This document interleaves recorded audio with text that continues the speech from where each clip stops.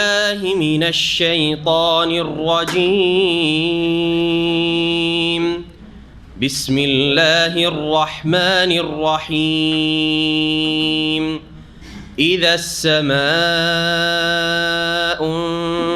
انشقت وأذنت لربها وحقت وإذا الأرض مدت وألقت ما فيها وتخلت وأذنت لربها وحقت.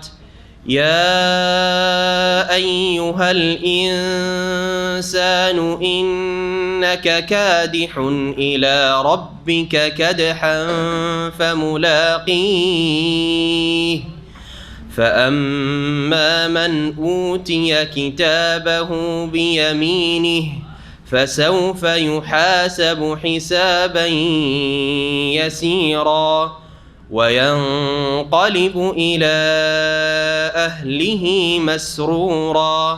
وأما من أوتي كتابه وراء ظهره فسوف يدعو ثبورا ويصلى سعيرا. إنه كان في أهله مسرورا. إنه ظن أن لن يحور. بلى إن ربه كان به بصيرا. فلا أقسم بالشفق والليل وما وسق والقمر إذا اتسق. لتركبن طبقا عن طبق فما لهم لا يؤمنون.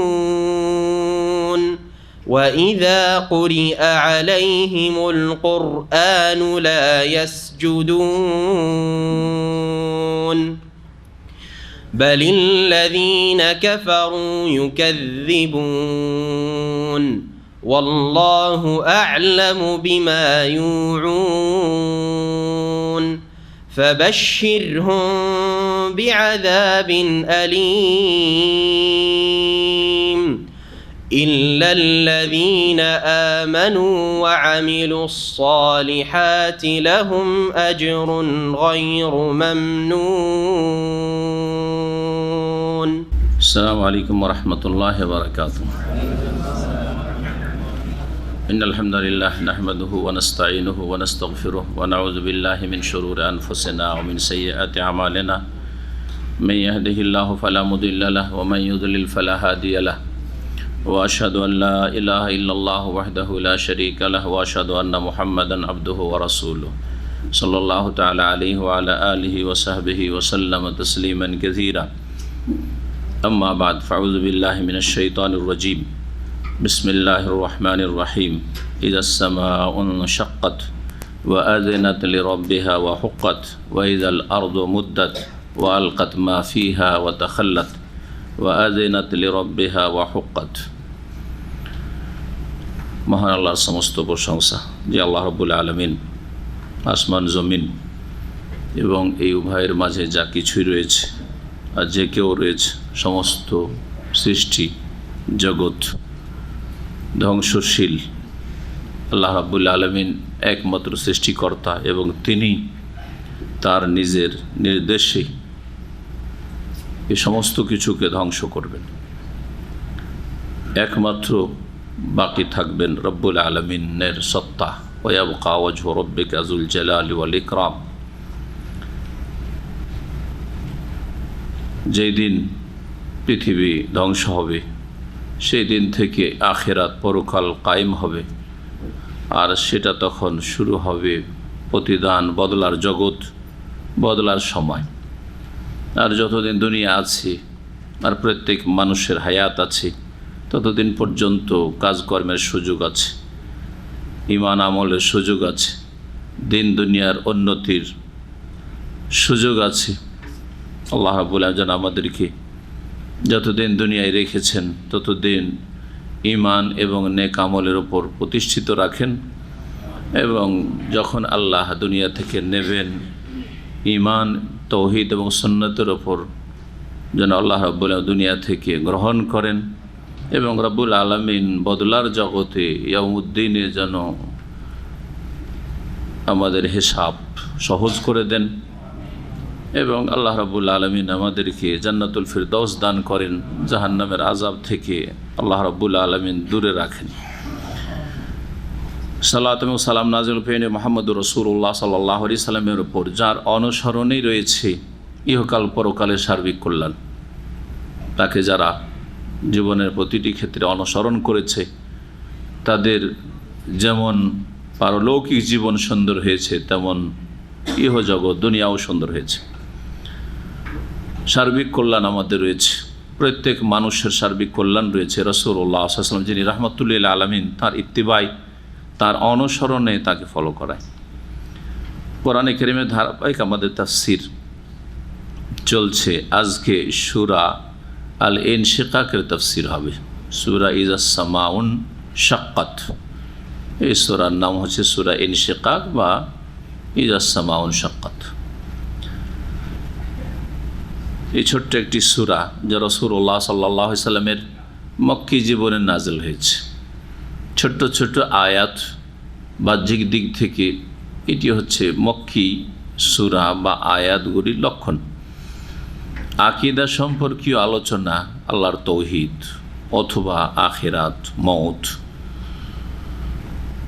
যেগুলি দ্বীনি ধর্মীয় বিশ্বাসের বিষয়, আকীদার বিষয়, এগুলি নিয়ে আলোচনা যদি থাকে অর্থের দিক থেকে, এটা হচ্ছে একটি লক্ষণ মক্কি আয়াত বা মক্কি সূরার। এতে রয়েছে 25টি আয়াত, এতে রয়েছে 25টি আয়াত রয়েছে। এই ছোট্ট সূরার আজকে তাফসীর করব 6 জিলহজ 1439 হিজরি। ইনশাআল্লাহ তাআলা আবার হজের পরে, ঈদুল আজহার পরে, কোরবানির পরে আবার আমাদের তাফসীর ধারাবাহিক শুরু হবে। বাকি আম্মাপাড়া যে সূরাগুলি রয়েছে সেগুলির শুরু করি আমাদের সূরা ইনশিকাকের তাফসীর। এই সূরার নাম হচ্ছে সূরা আল ইনশিকাক। ইনশিকাক মানে ফেটে যাওয়া, বাবে ইনফিয়ালের মাসদার আরবি ভাষায় বা গ্রামারে। এই শব্দটি বা এই নামকরণটি হয়েছে প্রথম আয়াতে যে ইজাস সামাউন শাক্কাত রয়েছে এই থেকে। ইনশাক্কাত মুআন্নাসের মাজি, অতীতকালের সেগা। এই ইনশাক্কাত থেকে মাসদার হচ্ছে ইনশিকাক, ফেটে যাওয়া, কোনো কিছুর ফেটে যাওয়া, বিদীর্ণ হওয়া। আর শাক্কা ইয়াশুক্ক মানে ফাটিয়ে দেওয়া, ফাটিয়ে দেওয়া। শাক্কা ইয়াশুক্কর এছাড়াও অন্যান্য অর্থ হয়ে থাকে কষ্ট দেওয়া, কষ্টের কারণ হওয়া। কারণ আঘাত না করলে ফাটে না, আঘাত না করলে ফাটে না। ঠিক তেমনই মানুষকে কষ্ট কখন দেওয়া হয়? আঘাত করেই কষ্ট দেওয়া হয়। হয় অস্ত্রের আঘাত দিয়ে কষ্ট দেওয়া হয়, আর না হলে জবানের ভাষার আঘাত করে কষ্ট দেওয়া হয়। জি হ্যাঁ, হয় জারাহাতুস সিনান আর না হয় জারাহাতুল লিসান। আরবি ভাষায় প্রসিদ্ধ দুটি কথা। সেনান মানে হচ্ছে তরবারি বা ধারালো অস্ত্র। হয় অস্ত্র দিয়ে আঘাত করলে মানুষকে কষ্ট হয় বা ফাটল ধরে, আর না হইলে কথার দ্বারা, জবান দ্বারা, জিহ্বা দ্বারা আঘাত করলে কষ্ট দেওয়া হয় বা ফাটল ধরে। সম্পর্কে ফাটল ধরে, সম্পর্কে কখন ফাটল ধরে? মারামারি করেননি বাহ্যিক, কিন্তু কথার আঘাত করে সম্পর্কে কি করেছেন? ফাটল ধরিয়েছেন। তো এই জন্য আপোষের বিরোধকে, ঝগড়া বিবাদকে শেকাক বলা হয়। দাম্পত্য জীবনে স্বামী স্ত্রীর মাঝে যে সম্পর্কের অবনতি, ঝগড়া বিবাদ বা অ্যাডজাস্টমেন্ট হচ্ছে না, মিল মহব্বত হচ্ছে না, একে শেকাক বলা হয়। ওয়াইন খিফতুম শিকাকা বাইনহুমা, আল্লাহ রাব্বুল বলেছেন। জি হ্যাঁ, ফাবাসু হাকামা মিন আহলি হাকামা মিন আহলিহা, সালিসের ব্যবস্থা করো, মেলাবার চেষ্টা করো। ওরা নিজেরাই যদি মিলে যেতে পারে স্বামী স্ত্রী, তো ভালো কথা, না হলে তৃতীয় পক্ষ দিয়ে ব্যবস্থা করো। আর যদি নাই হয়, তাহলে যদি এরকমই হয়, তাহলে তখন তালাক অথবা খোলা যেটাতে হয়। জি হ্যাঁ, এসব কথার ক্ষেত্রে শেকাক বলেছেন।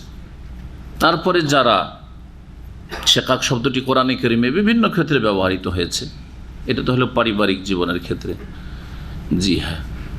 তৌহিদ সুন্নতের ক্ষেত্রে, জি হ্যাঁ। যারা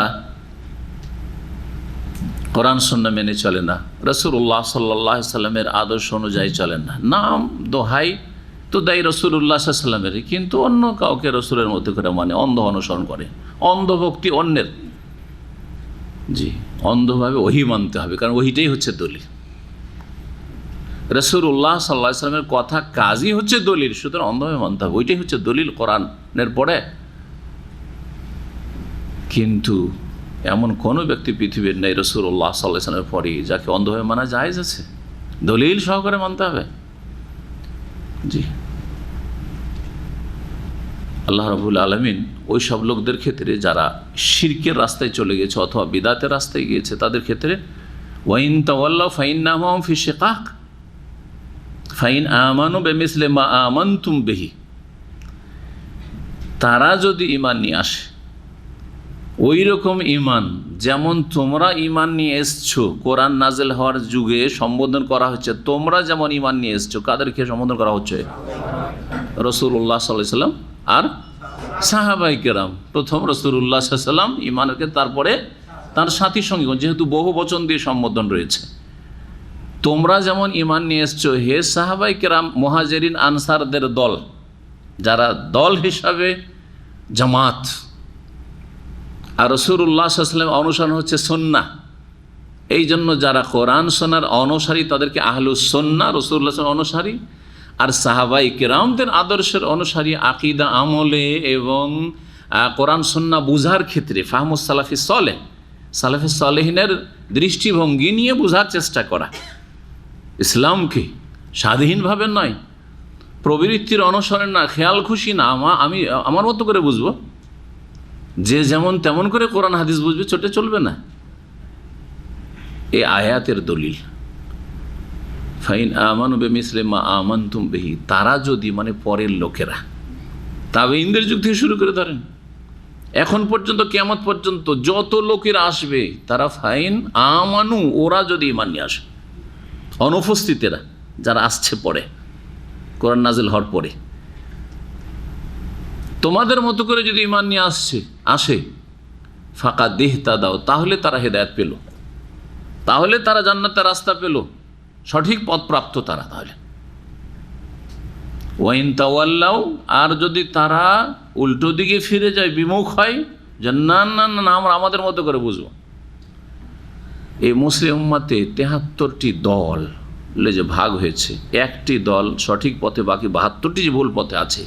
তাদের রোগ এটা নয় যে কোরআন মানে না, এটা রোগ নয় যে তারা হাদিস মানে না, কোরআন হাদিসের দোহাই তারাও দেয়, কিন্তু তারা বুঝে খেয়াল খুশি, বেইত্তেবাইল হাওয়া, খেয়াল খুশির অনুসরণ করে নিজের মতো করে বুঝে।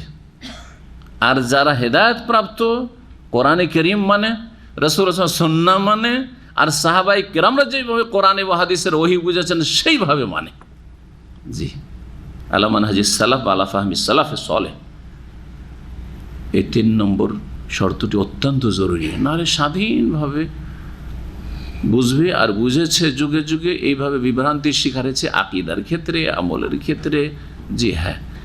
যার ফলে জেহাদের আয়াত তো পাঠ করে জঙ্গিরা, কিন্তু ওদের মতো করে বুঝে, সাহাবায়ে কেরামদের দৃষ্টিভঙ্গি নিয়ে বুঝে না, সুতরাং তারা খারিজি হয়েছে। রাফেজি শিয়ারা কোরআন পাঠ করে, ওদের কাছে কিছু হাদিস আছে জাফর সাদেকের তরিকা দিয়ে, যদিও জালে ভরা, কিন্তু হাদিসের দোহাই তারাও দেয়, কিন্তু তারা নিজের মতো করে বুঝে, যার ফলে তারা শিয়া রাফেজি হয়ে, যাদের দ্বারা ইসলাম আমাদের কাছে পৌঁছেছে, কিয়ামত পর্যন্ত যারা ইসলাম পেয়েছে তাদের মাধ্যমে পেয়েছে, রাসূলুল্লাহ পরে সাহাবায়ে কেরামদের জামাত, তাদেরকে সবচেয়ে বড় ইসলামের দুশমন কাফের মনে করে, কারণ তারা নিজের মতো করে বুঝেছে। এইরকমই যারাই বিভ্রান্তির শিকার হয়েছে, সুফি, এই পীরের তরিকতে বিশ্বাসী ১২৬ তরিকাওয়ালারাই হোক, আর যতগুলি তরিকার লোকেরা হোক, আর মিলাদিরা হোক, আর মাজারিরা হোক, আর কেয়ামিরা হোক, যতগুলি হালুয়া রুটি খাওয়া লোকেরা হোক, শবে বরাত কন্যাওয়ালা হোক, শবে মেরাজ পালন কন্যাওয়ালা লোকেরা হোক, যতগুলি বিদআতি দল ফিরকা রয়েছে, সবগুলি নিজের মতো করে ইসলাম বুঝেছে। জি, এক উম্মতকে যে 4 ভাগে ভাগ করেছে, তারপরে ভাগ করেছে, আর মজহাবের নামে যে গোড়ামি করে দল পাকিয়েছে, জি হ্যাঁ, তারা নিজের মতো করে বুঝেছে। রাসূলুল্লাহ সাহাবায়ে কেরাম ওইভাবে বুঝেননি। তাদের মাঝে মাসলা মাসাইল ইখতিলাফ, প্রথম কথা আকীদার ইখতিলাফ ছিল না, যে কেউ বলছে আল্লাহর হাত নেই, কেউ বলছে আল্লাহর হাত আছে, এসব ছিল না। আল্লাহ সর্বত্র বিরাজমান, আর একদল বলছে আল্লাহ আরও সে, এরকম ইখতিলাফ ছিল না। আকীদার কোনো ইখতিলাফ ছিল না। আল্লাহর কাছে দোয়া করার জন্য ওসিলা লাগে, এরকম কোনো ইখতিলাফ সাহাবায়ে কেরামদের মাঝে ছিল না। যদি ফিকহি কিছু মাসলা মাসাইলের ক্ষেত্রে ইখতিলাফ থাকে, তার জন্য গ্রুপিং ছিল না, দল পাকাপাকি ছিল না। এর জন্য এক উম্মতকে 4 ভাগে ভাগ করেনি, 17 ভাগে ভাগ করে, 73 ভাগে ভাগ করে নাই। জি হ্যাঁ, তারা সবাই একটি জামাত ছিল, উম্মাতান ওয়াহিদা। তাদের দৃষ্টিভঙ্গি না বোঝার কারণে দল পাকিয়েছে, আর এক একটি দলের নাম এক এক রকম হয়েছে। জি হ্যাঁ, কি বলছিলাম, আসল জায়গায় পৌঁছে শব্দের কিন্তু তাহকিক আমরা করছিলাম, শব্দ নিয়ে আলোচনা করছিলাম, এই ইনশাক্কাত নিয়ে বা ইনশিকাক নিয়ে। ওয়াইন তাওয়াল্লাও, তারা যদি ফিরে যায়, জি, ফাইন্নামা হুম ফি শিকাক, তাহলে তারা শিকাকের মধ্যে ডুবে আছে, ফাটলে আছে, বিরোধে আছে। জি হ্যাঁ, কষ্টে আছে, দুনিয়ায় কষ্টে, গুমরাহির কষ্টে, আর আখেরাতে জাহান্নামের কষ্টে। যাই বলবেন শিকাক মানে, শিকাক থেকে হচ্ছে শাক্কায় শুক্র থেকে, জি মুতাআদ্দি এটা, আর লাজম হচ্ছে ইনশিকাক বা ইনফিয়াল। আল্লাহ রাব্বুল আলামিন বলছেন ইজাস সামাউন শাক্কাত। এই সূরা তাফসীর শুরু করার আগে এই সূরা সম্পর্কে 2টি হাদিস শোনাই। রাসূলুল্লাহ সাল্লাল্লাহু আলাইহি ওয়াসাল্লামের সেজদা সম্পর্কে এই সূরায় একটি সেজদা রয়েছে। এই সেজদার নাম হচ্ছে সেজদায়ে তেলাওয়াত। সেজদায়ে কি? তেলাওয়াত। তো এই সম্পর্কে একটি হাদিস সহিহ মুসলিম নাসাইতে রয়েছে, আর একটি সহিহ বুখারীতে রয়েছে। আবু সালামা রাহমাতুল্লাহি আলাইহি, প্রখ্যাত তাবেঈ, তিনি বলছেন আন্না আবু হুরায়রা কারাবিহিম, আবু হুরায়রা রাদিয়াল্লাহু তাআলা আনহু বিখ্যাত সাহাবী, তাদেরকে নিয়ে মানে সালাতের ভিতরে নামাজে এই সূরা পাঠ করলেন, ইজাস সামাউন শাক্কাত, যে সূরাটির তাফসীর আজকে করব। ফাসাজাদা ফিহা, তাতে সেজদা করলেন। যখন সেজদার আয়াতটি আসছে, ওই সেজদার আয়াত আসলো যখন, তখন কি করলেন? সেজদা করলেন। ফালাম্মান সারাফা, তারপরে যখন সালাত থেকে সালাম ফিরলেন, আখবরাহুম, তারপরে তাদেরকে জানালেন আন্না রাসূলুল্লাহ সাল্লাল্লাহু আলাইহি ওয়াসাল্লাম সাজাদা ফিহা, যে রাসূলুল্লাহ সাল্লাল্লাহু আলাইহি ওয়াসাল্লাম এই সূরাতে কি করেছেন? সেজদা করেছেন। রাওয়াহু মুসলিম ওয়ান নাসাই, হাদিস সহিহ মুসলিম নাসাই। দ্বিতীয় হাদিসের প্রমাণ ইমাম বুখারী রাহমাতুল্লাহ আলাইহি বর্ণনা করছেন তাবেঈ আবু রাফে থেকে, তিনি বলছেন সাল্লাইতু মা আবি হুরায়রা, আমি আবু হুরায়রা রাদিয়াল্লাহু তাআলা আনহুর সাথে সালাত আদায় করলাম, জামাতের ফরজ সালাত। আল আতামা, এশার সালাত। এশার সালাতকে আতামা আরবিতে বলা হয়। জাহিলিয়াতের যুগে এশা নামটি ছিল না, এই সময়টার নাম ছিল আতামা। আতামা মানে উঁটগুলিকে চড়িয়ে চড়িয়ে নিজের বাথানে বা যে উঁট যে রাখার জায়গা, সেখানে ফিরিয়ে নিয়ে আসা, পানি টানি খাওয়ি টই। তো এই আতামা এই সময়টি করে সন্ধ্যাবেলা, এখন উঠ নিজ নিজ বাথানে যেখানে উঠ থাকে সেখানে ফিরে আসে। এশার সালাত আদায় করলাম। ফাকারা পড়লেন ইজাস সামাউন শাক্কাত, এই সূরা পড়লেন। ফাসাজাদা, সেজদা করলেন। কে করলেন? আবু হুরায়রা রাদিয়াল্লাহু তাআলা আনহু সাহাবী করলেন। ফাকুলতু লাহু, তখন বললাম যে আপনি সেজদা করলেন, তার মানে আবু রাফের এই সেজদা সম্পর্কে জানা ছিল না। আবু রাফে তাবেঈর যদি এই সূরায়ে ইজাস সামাউন শাক্কাত বা ইনশিকাকের সেজদা না জানা থাকে, কোনো আইবের কথা, দোষের কথা, কেমন তাবেঈ রে, হ্যাঁ তাই না? আজকালকার মুসলিমদের অবস্থাটা ঠিক ওই রকম না। আমার যদি কোনো মশলা না থাকে, আরে এবার কোন আবার শেখ হলো, মশলা জানে না, হ্যাঁ ঠিক না? সুবহানাল্লাহ, কত যে জিহালত, মানে সব করতে হবে। একটা ডাক্তারের ক্ষেত্রে কিন্তু এইরকম আমরা দৃষ্টিভঙ্গি রাখি না, আমাদের কত অজ্ঞতা। ডাক্তারের কাছে আমরা যাচ্ছি, স্পেশালিস্ট হচ্ছে কিসের? হ্যাঁ হ্যাঁ একটা বলেন, মেডিসিন স্পেশালিস্ট, ইন্টারনেস্ট মেডিসিন স্পেশালিস্ট ধরেন, ওর কাছে গেছেন হাত ভাঙা হাত নিয়ে, হ্যাঁ, বা আপনার কোথাও ব্যথা নিয়ে, ব্যথা করছে হাড়ে বা জোড়ে ব্যথা করছে, গ্রন্থিতে ব্যথা, চিকিৎসা করছে না, সাথে সাথে লিখে দিচ্ছে যাও তুমি ওই হাড়ের ডাক্তারের কাছে যাও বা আর কোনো ডাক্তারের কাছে যাও। লিখছে না? লিখছে না? কোনোদিন আমরা বলি না যে কি খেয়ে পড়েছে রে, ঘাস খেয়ে পড়েছে নাকি এমবিবিএস পাস করেছে, তারপর স্পেশালিস্ট হয়েছে, এমডি হয়েছে, কিসের এমডি আর এমবিবিএস হয়েছে বলে কোনো লোক বলে না, কিন্তু না জাহেল বলে না শিক্ষিত বলে। কিন্তু মাদ্রাসায় যদি পড়ে যায় আর তারপরে ও যদি একটা ফিকার মাসলা বা আকীদার মাসলা অথবা কোনো মাসলার ক্ষেত্রে তার যদি জানার না থাকে আর যদি বলে দে জানার নাই, বলছি কি খেয়ে পড়েছে, ঘাস খেয়ে পড়েছে, আউযুবিল্লাহ, কত কি পরের বাড়ি খেয়ে পড়েছে কি না পড়েছে, শুধু টাইম পাস করেছে, আউযুবিল্লাহ। ওকে সব জানতে হবে, অলরাউন্ডার হইতে হবে, হাদিস জানতে হবে, তাফসীর জানতে হবে, ফিকহ জানতে হবে, লুগা ল্যাঙ্গুয়েজ জানতে হবে, ওকে বালাগা জানতে হবে, ওকে সার্ফ জানতে হবে, নাহু জানতে হবে। এমন কি এমন লোক আছে যদি একটা গ্রামারের কায়দা না পারে, কি খেয়ে পড়েছে নাহু সার্ফ বুঝে না, আউযুবিল্লাহ। কত জাহালত ইসলামের ক্ষেত্রে, আমাদের অজ্ঞতার শেষ নেই। যখন জনগণ ওইরকম হয়েছে তখন এক শ্রেণী হুজুররা ওই রকমই হয়েছে যে খালি হাতে ফিরিয়ে দেবো না, তুই যখন আমার মানহানি করবি তোকে খালি হাতে ফিরিয়ে দেবো না, একটা কিছু দিয়ে বিদায় করবো, হসি ভসি যা কিছু হোক একটা দিয়ে বিদায় করবো, একটা ফতোয়া দিবে, ভুল হইল, করছে না, রোগ দুই দিকে। যেমন জনগণের রোগ, যে যদি আমি বলি যে ভাই আমার এই ফতোয়া আজকে জানা নাই, ধর গিয়েছিলাম ইসলাম ফতোয়া অর্জন বলছে জানে না, কি খেয়ে পড়েছে, মদিনায় পড়েছে, তাই না, একেবারে নামিয়ে দেবেন, মাটিতে পুঁতে দিবেন। তো ওই জন্য খালি হাত আর ফিরিয়ে দেয় না আমাদের হুজুরেরা অধিকাংশ। আর বিশেষ করে যত কম বিদ্যা তত বেশি তার কাছে ফতোয়া আছে, তা একেবারে খালি হাতে ফিরিয়ে দেবে না। জি হ্যাঁ, গ্রুপে যে কোনো মাসলা আসে একটা কিছু উত্তর দিবেই। জি হ্যাঁ, আউযুবিল্লাহ। অথচ ডাক্তার যদি চিকিৎসা দিয়ে দেয়, হ্যাঁ, অন্য সাবজেক্টের চিকিৎসা, তো তাতে খুব বেশি হলেও শরীর স্বাস্থ্যের একটু ক্ষতি হবে, আর সাইড এফেক্ট কিছু হবে, অনেক সময় কিছু হবে না, ভালো হবে না রোগ, কিন্তু কিছু হবেও না, হয়তো এতটুকুই না হইলো, ক্ষতি হলে সামান্য একটু স্বাস্থ্যের ক্ষতি হলো। আর ভুল ফতোয়া দেওয়ার জন্য ওই লোকটাকে জাহান্নামে পাঠিয়ে দিল, আর নিজেও জাহান্নামে গেল, মুফতিও জাহান্নামে, আর যাকে ফতোয়া দিল ভুল আর ভুল আমল করলো সেও জাহান্নামে, ঠিক কিনা? দুনিয়া আখিরাত ধ্বংস তার, একটু পার্থক্য বুঝি না আমরা। সুবহানাল্লাহ। তিনি জানছিলেন না, একটু তাকিয়ে ফেলফেল করে দেখছেন যে ফাকুলতুল্লাহ বলছেন কি ব্যাপার আপনি সিজদা করলেন, ফাকালা সাজাদতু খালফা আবুল কাসিম, আমি আবুল কাসিম সাল্লাল্লাহু আলাইহি সাল্লামের পেছনে সিজদা করেছি। কার পিছনে? রাসূলুল্লাহ সাল্লাল্লাহু আলাইহি সাল্লামের কুনিয়াত, উপনাম ছিল আবুল কাসিম, বড় ছেলের নাম কাসিম ছিল, সেজন্য বড় ছেলের নামে কুনিয়াত রাখা ভালো। আর আমাদের সমাজে এইটাই আছে, বড় ছেলে হোক আর মেয়ে হোক অমুকের মা বলে না, অমুকের বাপ বলে না, এইটাই ভালো। কিন্তু যদি বড় ছেলে মেয়ের নামে না করে অন্য কোনো ছেলে মেয়ের নামেও নিজের কুনিয়াত উপনাম রাখে, তাও জায়েজ, এটাও জানি না। কারো যদি ছেলে মেয়ে নাও থাকে আর কুনিয়াত একটা রাখে তবুও জায়েজ, এর ওপর মান আছে। জি, মা আয়েশা রাদিয়াল্লাহু তাআলা আনহার কোনো ছেলে মেয়ে ছিল না, সন্তান ছিল, কিন্তু তার কুনিয়াত ছিল উম্মে আব্দুল্লাহ, আব্দুল্লাহর মা। জি, আব্দুল্লাহ বোনের ছেলে, আব্দুল্লাহ বিন জুবাইর, জি, আসমার ছেলে রাদিয়াল্লাহু আনহু। আবুল কাসিম সাল্লাল্লাহু আলাইহি সাল্লামের পেছনে আমি সিজদা করেছি, ফালা আজালু আসজুদু বিহা হাত্তা আলকাহু, সুতরাং আমি সারা জীবন সিজদা করতে থাকবো যতদিন পর্যন্ত আল্লাহর সাথে আমি সাক্ষাৎ না করেছি, মানে আমার মৃত্যু পর্যন্ত।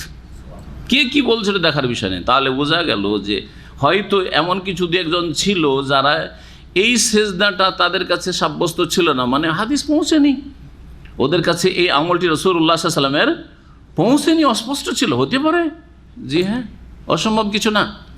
আর এই জন্যই আপনাদেরকে বলি, ফুকাহায়ে কেরামদের সিজদার সংখ্যা সম্পর্কে কয়েকটি মত আছে। একটি মত হচ্ছে প্রসিদ্ধ, যেটা আপনারা জানেন, গোটা কোরআনে কতটি সিজদা আছে? 14টি, এটাই জানেন। আর আরেকটি মত হচ্ছে 15টি, কি বললো 16 নাকি 15টি। আর আরেকটি মত হচ্ছে 11টি, 14তে 3টা কমিয়ে দেন, তার কথা হবে 11। জি 11। ইমাম মালিক রাহিমাহুল্লাহর মত যে 11টা সিজদা আছে। তিনি মুফাসসাল অর্থাৎ সূরা নাজমের সিজদা, আর সূরা ইনশিকাক আজকের সূরা তাফসীর এর সিজদা, আর সূরা ইকরা সূরা আলাকের সিজদা, এই 3টি সিজদা সম্পর্কে হাদিস ইমাম মালিক রাহমাতুল্লাহর কাছে হয়তো বিশ্বস্ত সূত্রে পৌঁছেনি, ওনার কাছে খবর, উনি বলছেন না এতে সিজদা নেই। আর সূরা হজের একটা সিজদা মাইনাস, তাহলে কয়টা মাইনাস হয়ে গেল? 4টা মাইনাস হয়ে গেল। তাহলে বাঁচলো কত? 15তে 11টি সিজদা। জি, সেই জন্য আমাদেরকে একটা গ্রুপ তৈরি করতে হবে, মালিক গ্রুপ তৈরি করে নিতে হবে, আর অন্ধভাবে 11টা সিজদা করতে হবে নাকি? আচ্ছা, আর এক দল 14টা, 14 যারা সিজদা করে তারা 2 দলে ভাগ। কথা বলছেন না? 14 যারা সিজদা করে, 14টি সিজদা বিশ্বাসী, তারা 2 ভাগে বিভক্ত। এক দল বলছে 14টি সিজদা রয়েছে, আর সূরা হজে মাত্র 1টি সিজদা রয়েছে। সূরা হজে 1টা সিজদা, সূরা সদে সিজদা রয়েছে, আর এই 3টাও রয়েছে, যে 3টা মাইনাস করেছে মালিকীদের। বোঝা গেছে না? তাহলে কয়টা হইল? হজের 1টা কমিয়ে দিলাম 15টার মধ্যে, কত হইল? 14টা। হানাফিরা এই 14টা নিয়েছে।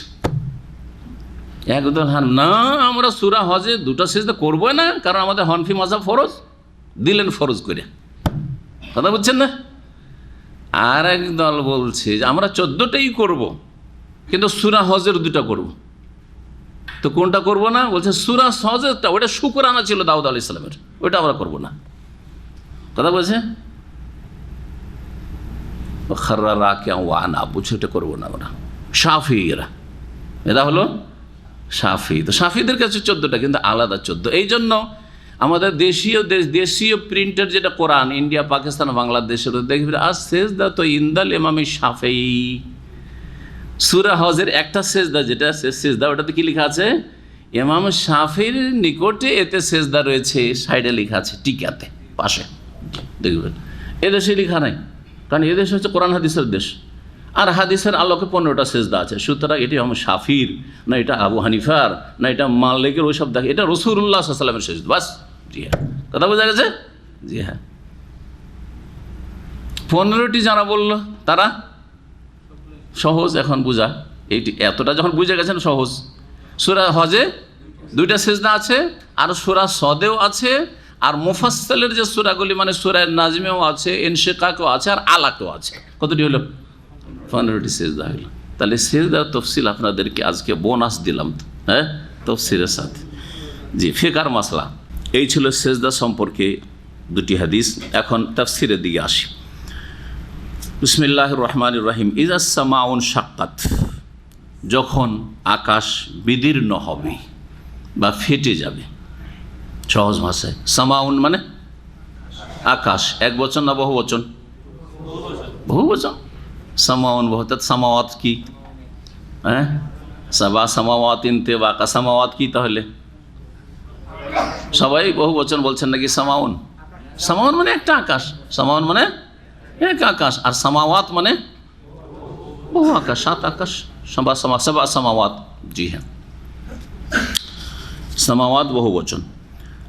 ইনশাক্কাত, ইনশাক্কাত মুজাক্কার না মুয়ান্নাস? মানে পুরুষ লিঙ্গ না স্ত্রীলিঙ্গ? মুয়ান্নাস। যখন ইনশাক্কাত মুয়ান্নাস আসলো, তার মানে যখন আকাশ ফেটে যাবে, তাহলে ইনশাক্কাত ফাটবেটা কি? আকাশ, তাই না? তাহলে বোঝা গেল সামাউনটা আরবি ভাষাতে মুয়ান্নাস, যদিও যারা ভাষাবিদ তারা বলেছেন যে সামাউন মুজাক্কার মুয়ান্নাস দুটোই ব্যবহার হয়। কোরআনে কারিমে মুয়ান্নাসই ব্যবহৃত হয়েছে। আসসামা বানাইনাহা, আসসামা বানাইনাহা, এখানে ইজা সামাউন শাক্কাত। সামাকে সামা কেন বলা হয়? সমুন, সিন মিম ওয়াও, এর মানে হচ্ছে যে কোনো উঁচু জিনিস, যে কোনো উঁচা বস্তুকে কি বলা হয়? হ্যাঁ, সমুন বলা হয়, সিন মিম ওয়াও ধাতু, ওখান থেকে সামা। আর আকাশ, এই পৃথিবী এবং পৃথিবীর ওপর ভূপৃষ্ঠে যা কিছু আছে এর ওপরে রয়েছে। এই সামাউন বা সমুন থেকে সমাইয়া নাম, আসমা নাম, আর এইরকম যতগুলি শব্দ রয়েছে। তারপরে আজকাল যারা প্রিন্স আমির, তাদের ক্ষেত্রে লিখে সাহেব সমু, হ্যাঁ সাহেব সমু, যে সমু শব্দটি তাদের ক্ষেত্রে লাকাব উপাধি হিসাবে লেখা হয়। এর মানে হচ্ছে সম্মানিত, সুউচ্চ ইত্যাদি। ওয়া আজেনাত লি রব্বিহা ওয়া হুক্কাত, আজেনাত, আজেনা ইয়াজানো, আজেনা থেকে হচ্ছে আজেনাত মুয়ান্নাস। আজেনাত মানে কি এখানে এটা বুঝতে হবে। এমনি আজেনা ইয়াজানো মানে অনুমতি দেওয়া একটা অর্থ, এটা এখানে অর্থ না, এ অর্থ এখানে নেই। এখানে আজেনা ইয়াজানো মানে ওজনুন থেকে। ওজন মানে কি? এটা কি বলা হয়? কান। আরবিতে কি বলা হয়? ওজন। কানকে কি বলা হয়? ওজন, তাই আজেনাত এখানে ওজন থেকে। তো আজেনাত মানে তাহলে কি হলো? কর্ণপাত করা। আজেনাত মানে এখানে হচ্ছে ওজনুন মানে কান, আর আজেনাত যখন ওটাকে ফেল করলেন তো ওর মানে হলো কর্ণপাত করা। আমরা বলি না কান লাগিয়ে শোনেন, একটু বলি না কর্ণপাত করা সুন্দর ভাষা হইল। আর আমাদের এমনি সচরাচর ভাষায় একটু কান দিয়ে শোনেন বা কান লাগিয়ে শোনেন। হ্যাঁ, জি হ্যাঁ। ওয়া আযনাত লিরাব্বিহা, জি। তাহলে এর মানে কি? আর এই আকাশ তার প্রতিপালকের, রব তার প্রতিপালকের আদেশ সে কর্ণপাত করেছে বা করবে, জি। ইজা সামাউন শাক্কাত, যখন আকাশ বিদীর্ণ হবে, ফেটে যাবে, এবং আকাশ তার প্রতিপালকের আদেশে কর্ণপাত করবে, জি। যেহেতু কিয়ামতের পূর্বে এসব ঘটবে, কিয়ামতের অবস্থা বর্ণনা করা হচ্ছে, আখিরাত সম্পর্কে বর্ণনা করা হচ্ছে, যে পৃথিবী ধ্বংস হবে এই সম্পর্কে বর্ণনা করা হচ্ছে। এগুলো হচ্ছে আকীদার বিষয় আমাদের, জি। ঈমান বিল আখিরা, পরকালের প্রতি বিশ্বাস, যে ঈমানের পঞ্চম স্তম্ভ, সে সম্পর্কে বর্ণনা করা হচ্ছে যেন।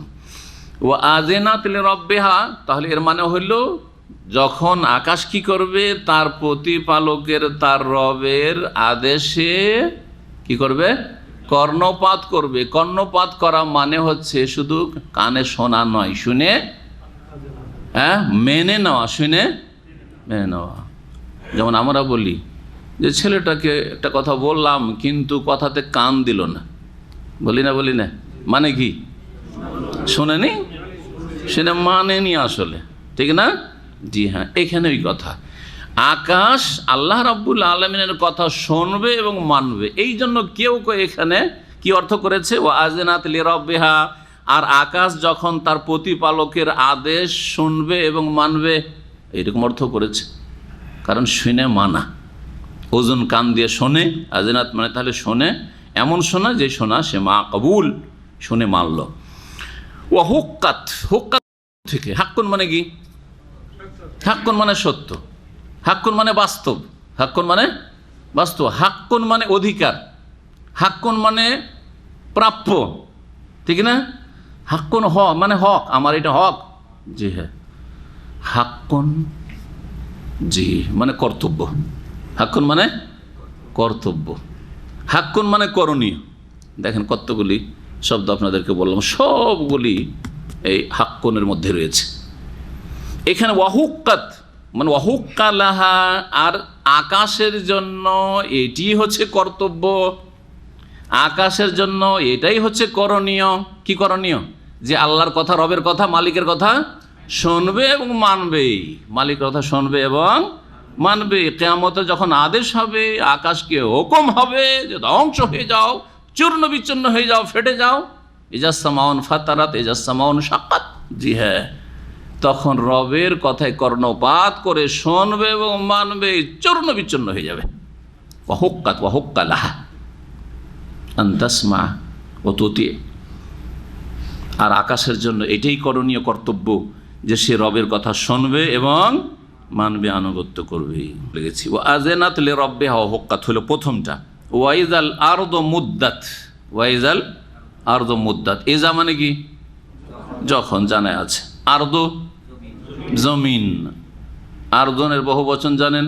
এটা এক বচন, হ্যাঁ, আরাদিন বা আরাদুন, আরাদিন বা ওয়াইজাল আরদু মুদ্দাত। আর মাদ্দা ইয়ামুদ্দু মানে টানা, মাদ্দা ইয়ামুদ্দু মানে সম্প্রসারিত করা, মাদ্দা ইয়ামুদ্দু মানে লম্বা চড়া করা, সহজ ভাষায়, জি। মাদ্দা ইয়ামুদ্দু মানে ওয়াহুয়াল্লাযী মাদ্দাল আরদা, আল্লাহ সেই সত্তা যিনি জমিনকে, পৃথিবীকে সম্প্রসারিত করেছেন, বিছিয়েছেন। যদি আল্লাহ গুটিয়ে, প্রথম কিন্তু গুটানো ছিল, ভাঁজ করা, মোড়ানো ছিল, যদি ওইরকম করে রেখে দিতেন তো বসবাসেরই যোগ্য থাকতো না, আর কোনো কিছু এর উপরে সৃষ্টি হয়ে বাঁচতেও পারতো না। বিছিয়েছেন, বল আরদা ফারাস না, হ্যাঁ আল্লাহ বলছেন জমিনকে আমি বিছানার মতো বিছিয়ে দিয়েছি, ফানে এমাল মাহিদুন, জি। ফার্শ বলেছেন আল্লাহ রাব্বুল আলামিন, যেমন বিছানায় আপনাদের এখানে ফ্লোরে বসতে কোনো অসুবিধা নেই, কারণ সমতলে আছে। কিন্তু যদি একটা বলের মতো হয়ে থাকতো, বলের উপর বসতে পারতেন? পৃথিবী তো গোলাকার, তো বলের মতো, তো যদি বা ডিমের মতো, তো এরকম হয়ে তাহলে বসাই যদি ওইরকম হয়ে থাকতো তাহলে বুঝতে পারতেন যে আমাদের এই জায়গাটা এরকম হয়েছে বলের মতো। বসছেন তো একদিকে উল্টে পড়ছেন। জি, আল্লাহ আমাদের জন্য জমিনকে বিছানা স্বরূপ করে। ওয়াইজাল আরদ মুদ্দাত, এটা তো দুনিয়াতে করেছেন, কিন্তু যেদিন পৃথিবী ধ্বংস হবে, জমিন ধ্বংস হবে, সেদিন জমিনকে আল্লাহ কি করবেন এই কথা এখানে বলা হচ্ছে। ওয়াইজাল আরদ মুদ্দাত, আর যখন জমিনকে সম্প্রসারিত করা হবে, জমিনকে পৃথিবীকে যখন লম্বা চওড়া করে দেওয়া হবে, পৃথিবীকে লম্বা চওড়া করে দেওয়া হবে, এটার আবার কি তাফসীর হইতে পারে? জি হ্যাঁ, পৃথিবীকে লম্বা চড়া করে দেওয়া। এই পৃথিবীতে ভূপৃষ্ঠে যত কিছু রয়েছে উঁচা নিচা হয়ে আছে না নেই? কত পাহাড় পর্বত উঁচা হয়ে আছে, তাই না? কত গাছপালা, কত উঁচা জায়গা, হ্যাঁ, কত নিচু জায়গা, হ্যাঁ, কত জল আর স্থল। জি, কোনো জায়গায় বসবাসযোগ্য, কোনো জায়গায় বসবাসযোগ্য না, এরকম হয়ে আছে। সবকে সমতল করে দেওয়া হবে, পাহাড়গুলোকে চূর্ণ বিচূর্ণ করে দেওয়া হবে। জি, পাহাড়কে চূর্ণ বিচূর্ণ করা হবে না? জি, দুঃখাতা দাক্কাতা ওয়াহিদা, সবকে চূর্ণ বিচূর্ণ করা হবে। জি, যখন পাহাড়গুলো সব চূর্ণ বিচূর্ণ করে দেওয়া হলো, যেই জায়গাগুলো উঁচা হয়েছিল সেগুলোকে সমতল ভূমিতে পরিণত করা হলো, একেবারে সমান বরাবর করে দেওয়া হলো, একটু উঁচু নিচ নেই। যখন কোনো জায়গা উঁচা নিচা জায়গাকে একেবারে সমতল করে দেওয়া হয়, সমান করে দেওয়া হয়, তখন একটা তাফসীর বলছি, তখন এটা জায়গাটা দেখতে বড় লাগে, জায়গা দেখতে বড় লাগে। বুঝেন কি বুঝেন না? এই যে শহরে বিল্ডিং আছে না, এই একটা বিল্ডিং ভেঙে দেখেন, এখানে একটা বিল্ডিং ভেঙেছে আল খালিজ, একেবারে পুরানো পড়েছিল না। বিল্ডিং যেমন ছিল, জায়গাটা এই কয়েকদিন আগে আমি ওখান দিয়ে যাচ্ছি, তো বিশাল জায়গা মনে হচ্ছে, খালি জায়গা প্লট পড়ে আছে, অনেক বড় জায়গা মনে হচ্ছে। যখন ঘর বিল্ডিং ছিল তখন একটা বিল্ডিং ছিল, বুঝতেই পারছিলাম না যে এই জায়গাটা এত বড় হইতে পারে, কিন্তু এখন দেখি কত বড় মনে হচ্ছে। পাশে দেখবেন সিগন্যাল আনাতে আছে না? জি হ্যাঁ, সুবহানাল্লাহ। তো যখন পাহাড়গুলিকে সরিয়ে দেওয়া হবে বা একেবারে চূর্ণ বিচূর্ণ করে দেওয়া হবে আর জমিনকে একবারে সমতল ভূমিতে পরিণত করা হবে, তখন যেন সেই জমিন কি হয়ে গেছে? জি, যদি সেটাকে লম্বা চড়া বাস্তবে নাও করা হয়, তবু সেটা যেন কি হয়ে গেছে? লম্বা চড়া হয়ে গেছে, মুদ্দাত সম্প্রসারিত করে দেওয়া হয়েছে। জি, এটা একটা তাফসীর। তাহলে যখন সমতল করে দেওয়া হবে তখন লম্বা চড়া মনে হবে, এটা অর্থ। আর একটা তাফসীর হচ্ছে না, আসলে বাস্তবেই জমিকে, পৃথিবীকে কি করা হবে? সম্প্রসারিত করা হবে, যেমন চামড়াকে ধরে টান দিয়ে যখন শোধন করা হয়, লম্বা করে টান দিয়ে চামড়াকে কি করা হয়? লম্বা চড়া করা হয়। জি, রাবারকে ধরে, এই ছোট্ট একটা রাবারকে ধরে টান দিলেন, লম্বা চড়া হচ্ছে না? হচ্ছে না? ওই রকম করা হবে। কেন করা হবে? যাতে করে মানব জাতির শুরু আদম আলাইহিস সালাম থেকে শুরু করে কিয়ামত পর্যন্ত যত মানুষ পৃথিবীতে এসেছে, আছে আর আসবে কিয়ামত পর্যন্ত, সমস্ত মানুষকে একই জায়গায় একত্রিত করা, সমবেত করা সম্ভব হয়, যেটা হচ্ছে হাসর। জি, একত্রিতকরণ, হাসরের মাঠ। জি হ্যাঁ, এই জন্য ওয়াইজাল আরদ মুদ্দাত, পৃথিবীকে ধ্বংস করা হবে, আবার এইভাবে সম্প্রসারিত করা হবে, লম্বা চড়া। আর সেই জমিন, যেই জমিনে কোনো উঁচা নিচা থাকবে না, উঁচা নিচা থাকবে না, সেখানে সমস্ত মানুষকে হাজির করা হবে, জীবিত করে নিজ নিজ জায়গা থেকে, কবর থেকে সবাই উঠে সেখানে হাজির হবে। ইয়াউমা ইয়াকুমুন নাসু লিরাব্বিল আলামিন। মক্কা আর মদিনা দুটো শহরকে যদি দেখেন তাহলে বুঝতে পারবেন যে যদি সমতল ভূমি দেখতে লম্বা চড়া লাগে, আর উঁচা নিচা থাকলে মনে হয় এত গ্যাঞ্জাম, ভিড় ভাড়ের শেষ নেই, তাই না? মক্কায় মনে হচ্ছে ভিড় আর ভিড় সবসময়, ভিড় না থাকলেও ভিড় মনে হয়, পাহাড়ের কারণে, তাই না? এত পাহাড় পর্বত বেশি। পক্ষান্তরে মদিনায় আমরা দীর্ঘ সময় থেকেছি, মদিনাতে খোলামেলা, যদিও অল্প কিছু পাহাড় আছে, তারপরেও মনে হচ্ছে যে খোলামেলা জায়গা, অনেক জায়গা ঘোরাফেরার প্রশস্ত মনে হচ্ছে, হচ্ছে না? হচ্ছে না? ওয়াইজাল আরদু মুদ্দাত, তাহলে হয়ে গেল। ও আলকাত মা ফিহা ওয়া তাখাল্লাত, আর আলকা ইউলকি মানে হচ্ছে নিক্ষেপ করা, ফেলে দেওয়া। যা কিছু, মা মৌসুলা, যা কিছু এই ভূগর্ভে থাকবে তা এই জমিন, পৃথিবী নিক্ষেপ করে দেবে। ওয়া তাখাল্লাত, এবং শূন্য হয়ে যাবে, খালি হয়ে যাবে। তাখাল্লা মানে খালি হয়ে যাওয়া। আমরা যে খালি হওয়া বলি, খালি শব্দটি আরবি, খালি শব্দটি হচ্ছে আরবি শব্দ ভালো করে মনে রাখবেন, অনেক আরবি শব্দ বাংলা উর্দুতে ঠিক আছে, উর্দুতে তো অনেক আছে, বাংলাতেও আছে। খুলুন, খালা এখলু থেকে খুলুন মানে খালি হওয়া, আর ওখান থেকে ইসিম ফাইল হচ্ছে খালিউন। খালা এখলু থেকে ইসিম ফাইল হচ্ছে খালিউন। জি, বা তাখাল্লা, তো বাবে তফাও তাখাল্লা, তাখাল্লায় তাখাল্লা। ও আলকাত মাফিয়া, তাহলে জমিন কি করবে? যা কিছু তার পেটে আছে, আলকাত মাফিয়া, যা আছে তা কি করবে? নিক্ষেপ করে দিবে। পেটে যা আছে উগলে ফেলে দিবে। কি আছে ভূগর্ভে? দুই রকম এখানে তাফসীর। একটা হচ্ছে যত খনিজ সম্পদ আছে সব ওপরে নিক্ষেপ করে দিবে। খনিজ সম্পদ ওঠানোর জন্য এক একটা দেশের কত যে খরচ হয়। অনেক দেশে জানছে যে খনিজ সম্পদ আমাদের দেশে আছে, তারপরে খরচের ভয়ে উঠাই দিতে পারে না, থাক যখন পয়সা হবে তখন উঠাবো। হ্যাঁ, অথবা উঠানোর জন্য বাইরের কোনো শক্তিকে ধার করতে হচ্ছে যে তোমাদেরকে এত এত দেবো, এত পার্সেন্ট দেবো, তোমরা আমাদের এই খনিজ সম্পদগুলি উঠিয়ে দাও, আমরা পারছি না। করছে না? সুবহানাল্লাহ। আর সেই দিন এমনিতে সব উঠে চলে আসবে উপরে। যত খনিজ সম্পদ হইতে পারে, যত রকমের হইতে পারে, সব ও আলকাত মাফিয়া ওপরে নিক্ষেপ করে দেবে। সুবহানাল্লাহ। স্বর্ণ, চাঁদি আর মূল্যবান যত ধাতু হইতে পারে, ভূগর্ভ থেকে ভূপৃষ্ঠে যখন ওপরে মানুষ দেখবে, মানুষ এই স্বর্ণ আর চাঁদির জন্য, টাকার জন্য যত লড়াই, যত ঝগড়া বিবাদ, ঠিক না? সেই সময় দেখবে কিন্তু কোনো ভক্তি থাকবে না। এর চাইতে বড় বিপদ ঘনিয়ে এসছে, কি করবো এগুলো নিয়ে? হ্যাঁ, হাই রে, ওরা আক্ষেপ হবে যে এত মূল্যবান সম্পদ চোখের সামনে পড়ে আছে, কিন্তু পৃথিবী তো ধ্বংস হচ্ছে। এখন কি হবে আমাদের? নাফসি নাফসি শুরু।